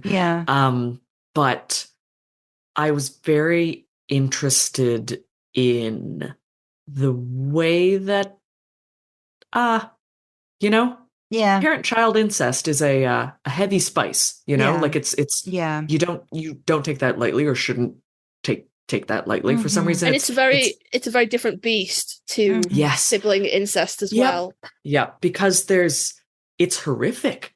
That's your parent, and there's supposed to be safety, and there's not. And I really wanted to capture that feeling of Dean in that fic loves John very much, obviously, in too many ways. And he both acknowledges and is incapable of acknowledging that they do have a power imbalance. Because he says several times to different people in the fic, including Sam, like, no, him and me, like, we both, him being like, I had full autonomy. I chose that. Dad and I both wanted that, and we're both fucked up, and I know it's awful, but we both went into it. He didn't make me. But the reader reading that, my intent anyway, was you know that it's not like that at all. You It's know that impossible John for it to shouldn't be have like done that. that. Yeah, it's Yeah. Yeah. that cannot be. You can't ignore that power imbalance. And that came from a place of I've been in abusive relationships when I was younger, not family, goes without Mhm. saying. I've been in big age difference relationships. I was 19. I thought that I was when you're 19, you're bulletproof and you really Mhm. think, Oh, you know everything when you're Yep. 19, don't you? Dean being a good example of that. He's like, oh, I'm tough. I can do all this stuff. And every 19-year-old thinks that they're an adult. So I was dating a guy who was 30. Mm. And I was 19, not for very long, but it was a very bad relationship. And the thing that really struck me was how much I didn't understand how it was until I was out of it. Yeah. And Mhm. looking back, my parents tried to talk to me about it. My friends tried to talk to me about it. And I was very much like, you don't understand me. It's fine. I'm smart. I'm in control and it's fine. But I wasn't. And it's in some of the scenes in that fic, Dean's younger. He's Mhm. 15, 18, Yeah. and stuff like that. And it's kind of horrific, I think, to read that kind of thing because it is Yeah. from Dean's point of view. But as adults reading it, you understand that John is in the wrong and Yeah. Dean's kind of just trying to fit himself into he's Whatever trying to not dad yep, needs. yep, Yeah. It's whatever like, he wants. Yeah. Like, don't be too loud, don't talk Yeah. back too much, but don't be too submissive because that makes him mad. And that's something that really like fucked me up in real life relationships like that, where the feeling of walking on eggshells and needing to anticipate the needs of another Yeah. person, like that's an abusive relationship and that's a hallmark. And that was very fascinating and cathartic to write and to get at. And I'm proud of how I did it. And people left some outstandingly insightful comments on that Mhm. fic. Like sometimes I go back and read the comments and I'm like, you guys are so smart. You picked out so much shit that I didn't even intend. And Isn't it's that great? Yeah. Yeah. so great. Everyone who comments on my fics is smarter than me. Often people will Mhm. be like, oh, I love how you did this. And I'll be like, I did what? But I yeah. respond to those comments by going, if I say that was intentional, will you believe me? Mhm. Yeah. That's just you. There's very much, as an author, you very much focus on the wood, not the trees. So when people come in Yeah. and be like, oh my god, you did this, and you're like, fucking did I? What? And I mean, Yeah. I I know wasn't that. with me reading it too, like trying to understand it from John's perspective. I mean, I feel like he's seeing Mary in Yep. Dean. And again, he's so far gone and messed up too that just gets into this whole Yeah. other situation. And I think Dean, the like you said, the power imbalance, but Dean also having to hold up part of the family. Yep. Just, And yeah, like, yeah. yeah. And like John's delusional as well. And he thinks Mhm. he tells himself that Dean is in control and he's doing this too. And there's a line in there that's like, John says he keeps waiting for Dean to tell him no. Mm. And that's the thing that's going to stop it, which implying that he feels incapable of being the one to stop it, but he's like waiting for Dean to finally say no. And he doesn't want Dean to say no, but he does because he knows what he's doing is wrong. Yeah. I always assumed John was very like self-loathing. Like there are a lot of conversations about John in the fandom space, and I think he seems like a guy with regrets. Like he's doing what he thinks raising the boys like the way he thinks he has to keep them safe. And I think we do see a lot in the show, the brief moments with John where he's like, I understand that was maybe not the best way, but he still did it. Yeah. So it's he's a complex character. He's funny to write. The only supernatural work in progress that I have not published is actually a pre-series fic where John finds out about Sam and Dean fooling around. And I would like to be inspired to go back and finish that someday because it's from John's point of view and it's kind of about when you see something so horrific that your mind glosses over it and you choose not to believe it and how that works. So maybe that'll come out someday. What's the author and like as I'm looking at and again the nesting dolls, I thought it was just such a great like you just overall like thought process to like name it that too. But I know I realized a lot of people don't know Matryoshka dolls is like Russian nesting dolls. Yeah. But yeah, thanks. Yeah. When I was looking into like the last the last couple lines where Dean's like, he's being embraced by Sam, and it says he smelled like sweat, metal, and gun oil. Dean closed his eyes. Is that sort of like because you got like Wincest if you squint? Is that like a thought process that this is probably going to turn into something else, maybe like in Dean's mind? Because there's no flat out indication that Sam and Dean are together or have any of that. At least I didn't get that like going into it. Yeah. Okay. Yeah.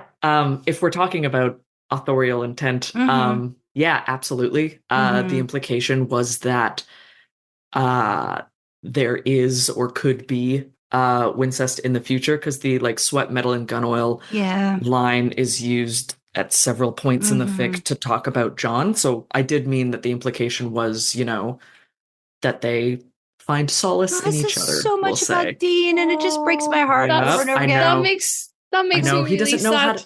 Right? Yeah. He doesn't know how to have a normal love, I think, is like something we see a lot in canon. And I love to write about that in fic, where neither of them know what it could be like to have a normal relationship. Yeah. And Sam constantly kind of looking for normal in canon as well, but he doesn't really want it. And that came up in the fic with Crowley as well, that I wrote, Duck Ragu, where Crowley says he like sees Sam for what he is, and he's like, you don't want normal. You think you do, but nothing about you is normal. You don't want a fucking girlfriend. You don't want a wife. Like, you're fucked up, and I'm fucked up, and you're never going to be normal. You're better than that. Which is just that's the supernatural thing. Like the way they yearn, the retirement home thing that we see in canon. You're like, you're not retiring, dude. Yeah.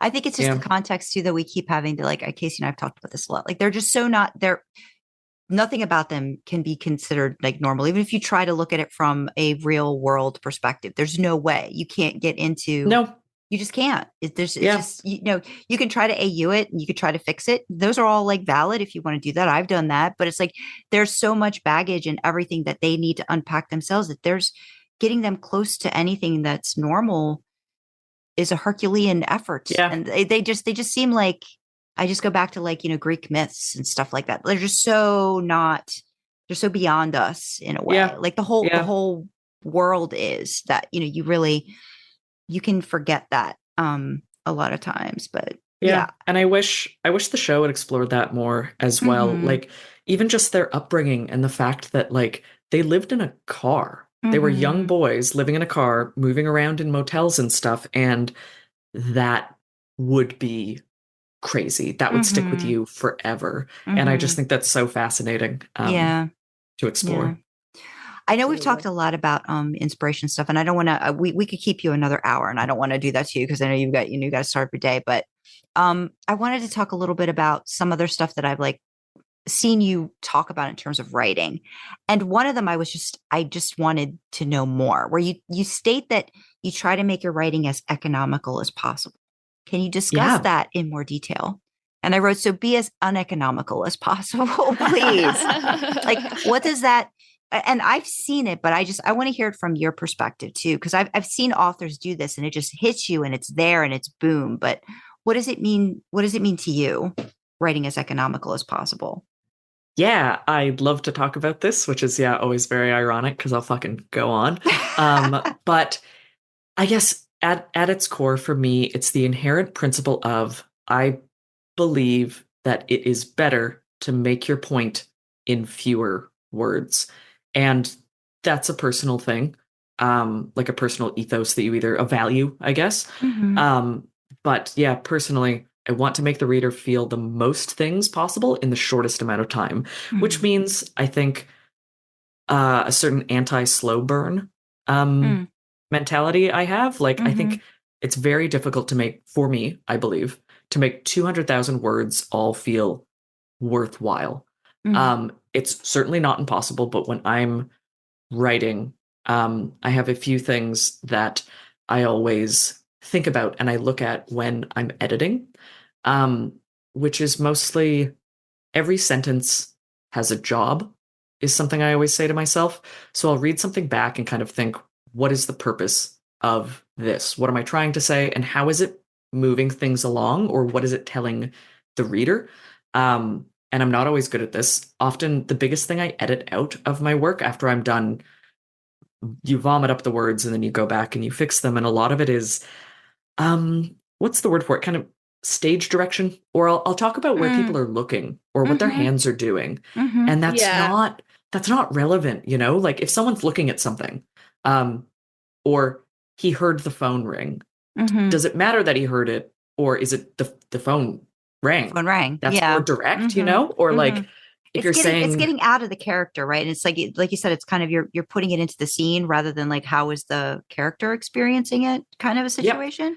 Yeah, and it's implied that the character heard it or saw it, or it's like he looked at Sam and Sam was doing this. You're like, or sometimes I'll really get lost in the sauce and say like he turned his head and looked at Sam, and you're like, that's a lot of words that you don't need. What's Sam doing? Like the action, the verb of it is what Sam is doing. So something that helps me get out of that is I always try to have good verbs, which I've talked about online a bit. It's sort of something with, I wish you could see my hands. I'm doing like a grabby motion, like something with substance, like pizzazz and panache. Like graphic. They sound cool. Like I always think it's better to have like one really sick punchy verb than a plain verb and an adverb. But at the same, like a lot of the time I kind of have a very limited vocabulary for a writer. I'll always ask him what words mean, and he's like, don't you write? And I was like, I write the same 5 words over and over again. That's not important. That's, you don't need, they made books for that. That's not, I don't need to hold all those words. Yep. Yeah. And I'm not necessarily advocating thesaurus use per se, but like learning words by reading them, by hearing them. But knowing what they mean, right? And like not just taking a word that's being suggested, but understanding it could be similar, but has a very different meaning. So if you want to try to find something, like you said, you're looking into what will get this point across in an interesting way, but doesn't have to make a reader look up every single word that you're using. I've got to say that annoys me, and I am a fan of thesaurusing my work, not to like find unnecessarily complicated words, but sometimes I feel like I repeat the same. You want some kind variety. Of words. I want some variety. But there's nothing that pisses me off more in like a standard sort of contemporary, like I'm not talking about like historical or anything like that, but there's nothing that pisses me off more when I'm reading just a standard set yesterday fic and I have to stop and Google something because there were 5 different words that you could have used that I know what they mean, but you choose to use this one obscure one. Like don't do that. Don't. I think don't something do I think about a lot is I want to write how people speak, which is exactly what you were saying, like words that people use, not just in dialogue, but even words that the characters would maybe know, or like how humans talk. If you're writing something modern, write how humans talk. And I think sometimes I see people sort of thinking, probably not intentionally, but I know someone and they do not write how they speak. They write very purple and expositive and stuff. And it's sort of, you don't have to do that. Like, I don't think that's necessarily better, but people kind of get this thing in their head where, I have to make it profound. And then they do the thesaurusing and then they kind of get into that. I do use a lot of the same words though. I think if you watch for them, like I have a lot of sounds that I love or like syllables I love. Like, I doubt anyone would know my work well enough to pick this out other than me, but I love words like click. Like some of my favorite words are, and I wrote them down in my notes here, slick, click, sticky, glitzy, glint, click, and stuff like that. Noise. Clink, clink and stuff. Yeah, I don't know why. I love words that end in Y, and I love clicky noises. And I don't know why, like it's one of those, I often, for some reason, the word glint and glitzy, I will do a Control F at the end of writing something and I will look for them, which I always think about when Twilight was really big. I'm a huge Twilight fan. We're not getting into that.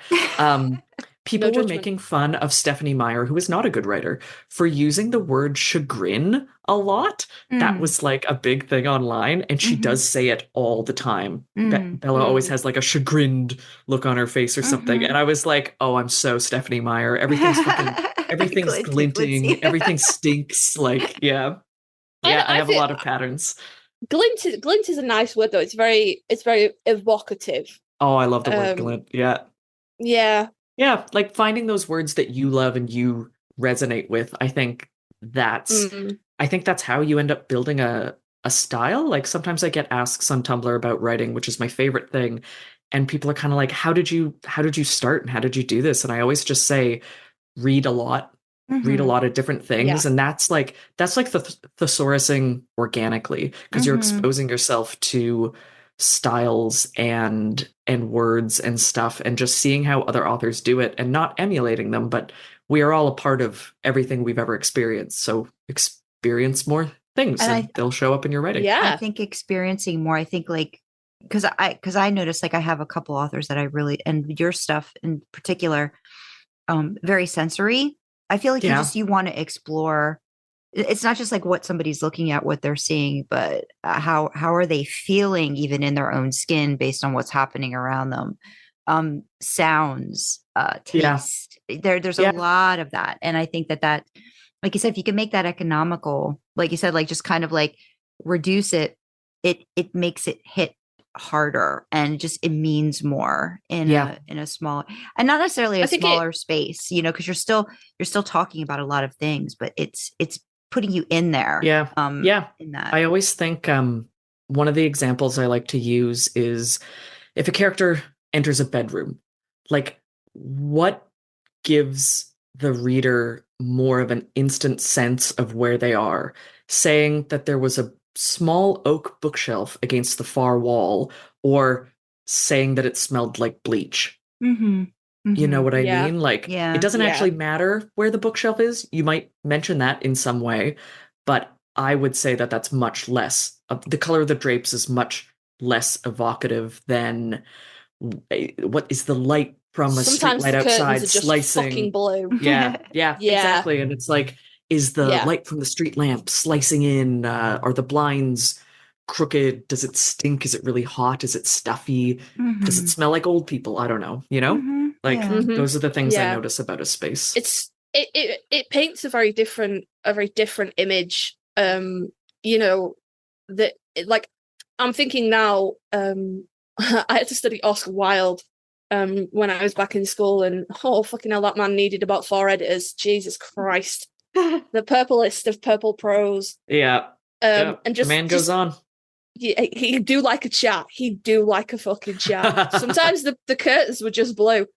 But it's like it conjures a very sort of specific image, whereas like the kind of where you're at and how you write is what I call cerebral writing. Where you're much more internally with your character in their head. They're not thinking about where the bookcase is, or they're experiencing the place in real time. And so I think, like, not to say there's anything wrong with purple prose, there's a time for it, and we all do like to get a bit flowery, but it's very much, what image are you trying to leave your reader with? What do you want them to paint in their mind of what you're saying to them? And it's sort of where you draw their focus. And for me, the economical thing is pick a couple things that you think particularly pack a punch and set a scene, and then maybe the other stuff isn't important, so picking those things and being really intentional with what you're sharing, and trusting your reader also to fill in the gaps, because everyone pictures houses they know, everyone pictures cars they know. I think readers do a lot of lifting anyway, and we have to trust them to fill in the unimportant details, because then you don't have to say them in exposition. Somebody should have told Oscar Wilde that, though. Multiple times. I will say as well, I hasten to add, just because I'm thinking back, and I think I left a comment on something you're working on, Sandra, where I was like, I had to Google this word. I didn't know what it was. That is not what I was talking about. That was genuinely like, if I have to Google something and what comes to me in Google is, this means blah, blah, blah, and I'm like, I didn't know there was a word for that. Like Sandra it was a word for like the kind of music, like not elevator music, but the kind of like background music that you would hear in a store. Music. Oh yeah. Oh, I love music. I'd never heard that word before. I didn't know what it meant. So I Googled it and I was like, I didn't know there was a fucking word for that. And that's not what I mean. You know, I'm talking Yes. about like you want to describe a chair and you go and find the most fucking obscure Yes. old Saxon. Yeah, just call it a chair, man. Like very much. Like, you've I pulled want to me stress out like, now. yeah, I'm not like, I don't want to come across as anti-intellectual. Words are awesome, and it's so cool to learn new words. I asked what something meant during this interview, and that's great, and it's so great to learn. But yeah, it's meeting people where they are to some I think degree. that's It's so not bad to learn. important because I Yeah. feel like too, like if somebody's wanting, and I think this will lead into my next question about like what you're doing now, but like some people are going to want to fall into a familiar space, or like either like maybe somebody's really big into history or historical fiction or different things like that.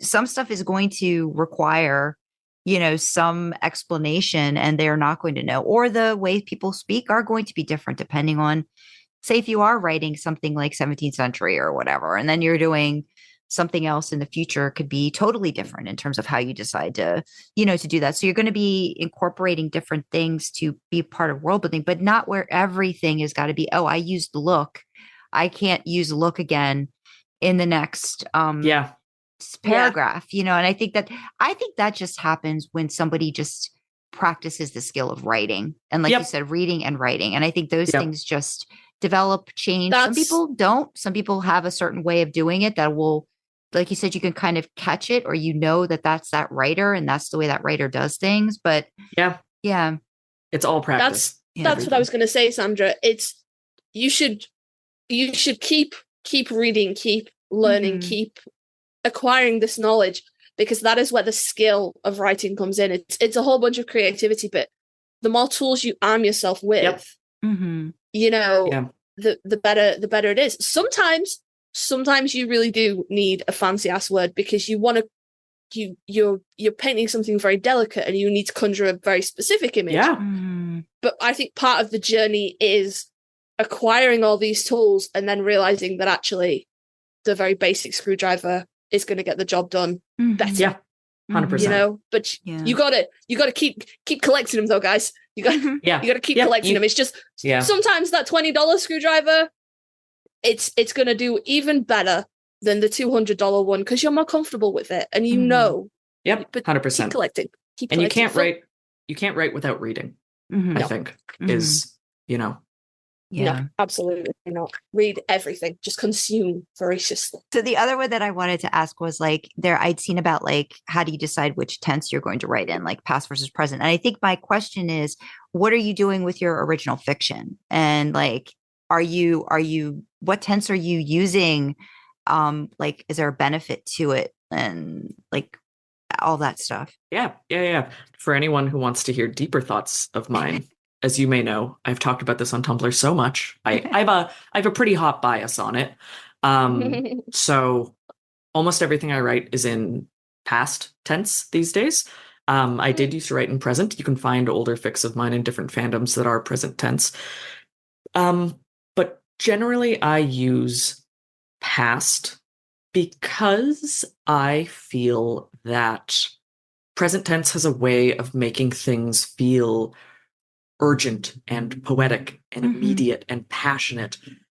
But going back to the economical thing, for me, that gets me further from being able to define what is this sentence trying to say, because everything sounds so good. I think in present tense, and it feels, to me, it always feels so, it feels fast and exciting and like a crutch almost is how I think of it. And again, this is not a judgment of anyone else, but these are the things that I think about, because I think past tense sometimes feels more almost formal to people or more by the book. And I think that makes it easier for me to be more intentional about my word choice, because if, let's say, it's true that present tense makes everything feel sexy and urgent, then the flip side of that is, how do you make things feel sexy and urgent while writing in past tense? And I don't know if this is anything that anyone else thinks about. I don't know how other people think about this, but that's always something that I thought about early on in my writing. I worked at a magazine, and this was one of their like guiding Gotcha. principles that just kind of stuck with, Interesting. imprinted on my young brain. So the novel will be in past tense. I have written one fic recently that was in present, and that was my true detective fic. Okay. And I think it came out well, but I don't remember why I wanted to do it like that. I guess it was just kind of a grimy, sexy, violent sort of story, and it felt like it fit. But another fic of mine that I wrote shortly after, I started in present tense and had to convert probably a good third of a fic from present into past. Okay. And the most interesting thing about doing that was I did realize a lot of the things I said in present tense I did not keep when I moved it to past because it didn't make sense in past tense. Like they are a definite like difference of mind frame and stuff. Yeah. Mhm.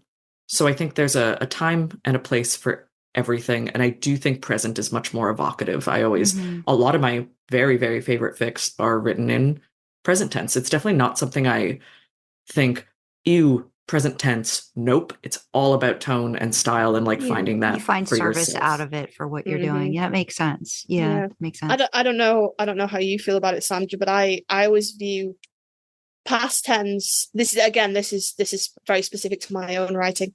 Past tense comes across to me as telling a story to someone who wasn't there, and present tense is experiencing that story, living like it's happening now. Whereas past tense, I find for my work, tends to give it a dint of like there's a distance to it that you can almost like work with to your advantage, I think, too, when you're writing. It does depend. Yeah. And I think actually, Sandra, that's maybe something we should look at in a different episode, but where we come at that as people who write and have written reader insert fics, because that's a very different kind of, that's interesting. That's interesting. Kasey, I'm going to let you ask your question because I know Roni wasn't here the last time we started asking this question. So normally I have 3 questions that I ask people, but we established one of them the last time you were here, and we've already talked about another one. So I only have one question. If you haven't listened to Roni's first interview, first of all, why? Secondly, link in the description. But Roni is already on my Sam Blorbo, Dean Blorbo table as a Sam Blorbo person. So we established that way back when. The second question that I ask is around your screen name, and we already talked about that as well. Cool. So the last question, and this is absolutely nothing to do with writing or original fiction or supernatural or any other fan fiction. It's totally out of left field. But what is your favorite dinosaur? Oh boy! Silence. Every time. Oh my god! I get that silence every time I ask that. But adults don't ask other adults what their favorite dinosaur is. Like you get to a certain age and people just stop caring, and I'm bringing it back. What is your favorite dinosaur? That's amazing. I have not thought about dinosaurs in a very long time. I'm very limited. That's okay. There's no judgment. It's just, even if you don't have one, even if you're like, I care nothing for the reptilian world. No, they're very cool. I have a category. Fucked up dinosaur birds, I think, because they must have existed. And I know pterodactyls, yes, but they're much more dinosaur-y. But they're not dinosaurs. They're not dinosaurs. We won't get into that because I don't think we can broach that all over you. But they're not technically dinosaurs. Okay. Well, yeah, then maybe these aren't either. But prehistoric birds are fascinating. Yeah, no, but modern birds are dinosaurs. So yeah, exactly. Yes. They existed. I had a parrot, and you spend enough time with a parrot, and you realize they are little reptiles. They are little dinosaurs, and they're crazy. So yeah, I guess I like prehistoric birds and how they would have had different like needs and different bodies for what different than what birds now need. So those kind of like raptor dinosaurs that we're now just sort of starting to go, hey, they probably had feathers and yes. Is that great. A bird? Makes you think. Yeah. What defines a bird? Great. Yeah. That's yeah. great. I like beaks. Yeah. No, that's awesome. That's awesome. Parrots are also awesome. I can't cope with that energy in my life, but they are very cool. Oh yeah. I'm off parrots, but it was a good experience. Yeah. Roni, this was lovely. We're not going to keep you any longer, but I didn't know if there was any words of wisdom you'd want to leave any of our SPN writers, readers of fiction in general, like anything that you could pass along that maybe we haven't talked about, that like just some, if you're having trouble, what do you suggest somebody do with their writing? Yeah. I would love to give everyone the advice that my granddad gave me when I was in high school and was trying to consider what I wanted to go to university for. I thought I wanted a degree in creative writing, and because I wanted to write. And my granddad was a very smart man, and he said, if you go to school for writing, you won't have anything to write about. And I'm not anti-academia, so it's not so much about school, but it's the idea of if you're stuck and you don't really know, you want to write, you don't know what you want to write about, you feel like you don't have a style or a thing, capital T thing, do stuff, go places, or if not accessible to you or not desirable, watch movies, watch weird old movies, figure out how to get them. Don't trust streaming platforms. Buy old DVDs, download stuff, read cool books, go to a used bookstore and judge a book by its cover and just pick up something you don't already know. Don't look at reviews online. Maybe don't even read the back. And you will find such cool stuff, and it will be so inspiring in ways that you didn't think it could be, I think. That's great. That is awesome. Thank you. Yeah. No, we appreciate you coming back on, talking about your stuff. And we want to keep us up to date, like how the writing's going. We'll probably check in, but like we can be your accountability partner, and every once in a while go, hey, Roni, how you doing with that thing? Yeah. Sweet. Yeah. Embarrassing. Thank you. It's supposed to be. That's how shit gets done. When you tell enough people and 100%. they're like, hey, have you done that thing? And you're like, yeah. Shame is a powerful motivator. Yeah. No, but we really do 100%. appreciate you taking time. And like I said, we'll let you go. You sounds like you got some river floating to do. So enjoy that. Have fun. Yeah, I thank you so sounds good. much. It's been great. I'm glad we got to get back. Yeah, that was awesome. I can't believe we've been talking for like 2.5 hours. I know. That's what's like, oh wait, okay. Let's wrap this baby up. But thank you so much. But feel free to exit out. We will do our outro, and have a great rest of your day. Okay, have a good rest of your day. Thank you for hanging out. Yeah, you guys too. Thanks so much. Bye-bye. Bye-bye. Oh, good. I wanted to make sure that they got a chance to get their stuff done before we would have kept them for another hour, I'm sure. Oh, I could have done at least 15 minutes on river flowing. Just tell me what it is so I can Google it. That's all I need. Just give me the basic facts so I can Google them all. That was good though. That was a lot. There was a lot to talk about. That was a lot to talk about, a lot to take in, and I love talking to other authors who do have different styles from us, and especially someone who's branching out into original fiction, but not that there's anything wrong with fanfic authors who branch out into romance novels and write what and all that stuff. But it is interesting to talk to somebody who comes from the fanfic background and is actually going, I'm gonna do something real different, and I will be emailing Roni. I'm not going to put a schedule on it, but every so often and just be like, hi. Well, yeah, because I think it'll come into your brain like, oh, wait, Roni said they were doing this thing and I wonder how it's going. And I think it's nice to be able to have that, I don't know, it's a little bit of a relationship that's kind of built with people that we talk to, and again, it's just like, it's acquaintancy, but it's also like, because we're all about the same things, like writing or supernatural or whatever, that there's a shorthand to just being able to kind of jump back in and say, hey, how you doing? What's going on with this? So yes, Roni, we wish you the best of luck. Maybe by the time this episode comes out, we'll be like, messaging you again. Hey, how's it going? Where you at? Yeah. The thing. And don't forget us when it comes to pre-order links. I will pre-order the hell out of that. Please and thank you. For real. Yeah. But I don't know if there was anything about the discussion that you wanted to kind of like touch on before we say goodbye. No, I don't think so. Okay.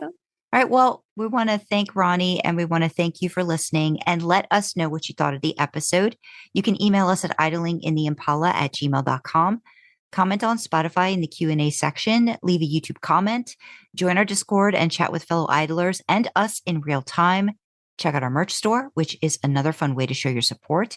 You can find details for everything on our website. That's idlingintheimpala.com. Want to fuel our supernatural road trip? Consider joining us on Ko-fi for as little as $1 a month. We have perks to go along with different membership tiers, and we'd love to have you along for the ride. Don't forget, you can always support us for free by liking, commenting, subscribing on YouTube, and following, rating, and sharing on audio platforms. Engagement like that really helps us with the algorithms. All hail their benevolence. As always, we have the causes that we support in the description. So from me, you have LGBTQ plus talking charities. From Sandra, you have mental health charities. The main causes that we are championing, highlighting, spotlighting are World Central Kitchen and Doctors Without Borders. Both of these charities are on the ground, working in the Ukraine to help those still affected by Russia's unlawful invasion of the Ukraine, and in Gaza, which is still in the crossfire of the war between Israel and Hamas. But as always, this is not political. It doesn't matter which side of these issues that you stand on. We are coming from a purely humanitarian view. There are people in the Ukraine and Gaza that are trapped, cut off from basic human rights like food, water, and shelter, and they're dying. They didn't ask for war, and we want to help the people risking their lives to help them. If you cannot or do not want to donate financially, that's totally fine. Just sharing the links around social media helps massively to keep these issues in the public eye and get people in need all the help that we can. So with that, we will say thank you very much to Roni for coming back and chatting with us. We had a blast, and we hope you did too. Thank you, listeners, for joining us in the back seat, and we will see you next time, guys. Bye-bye. Bye.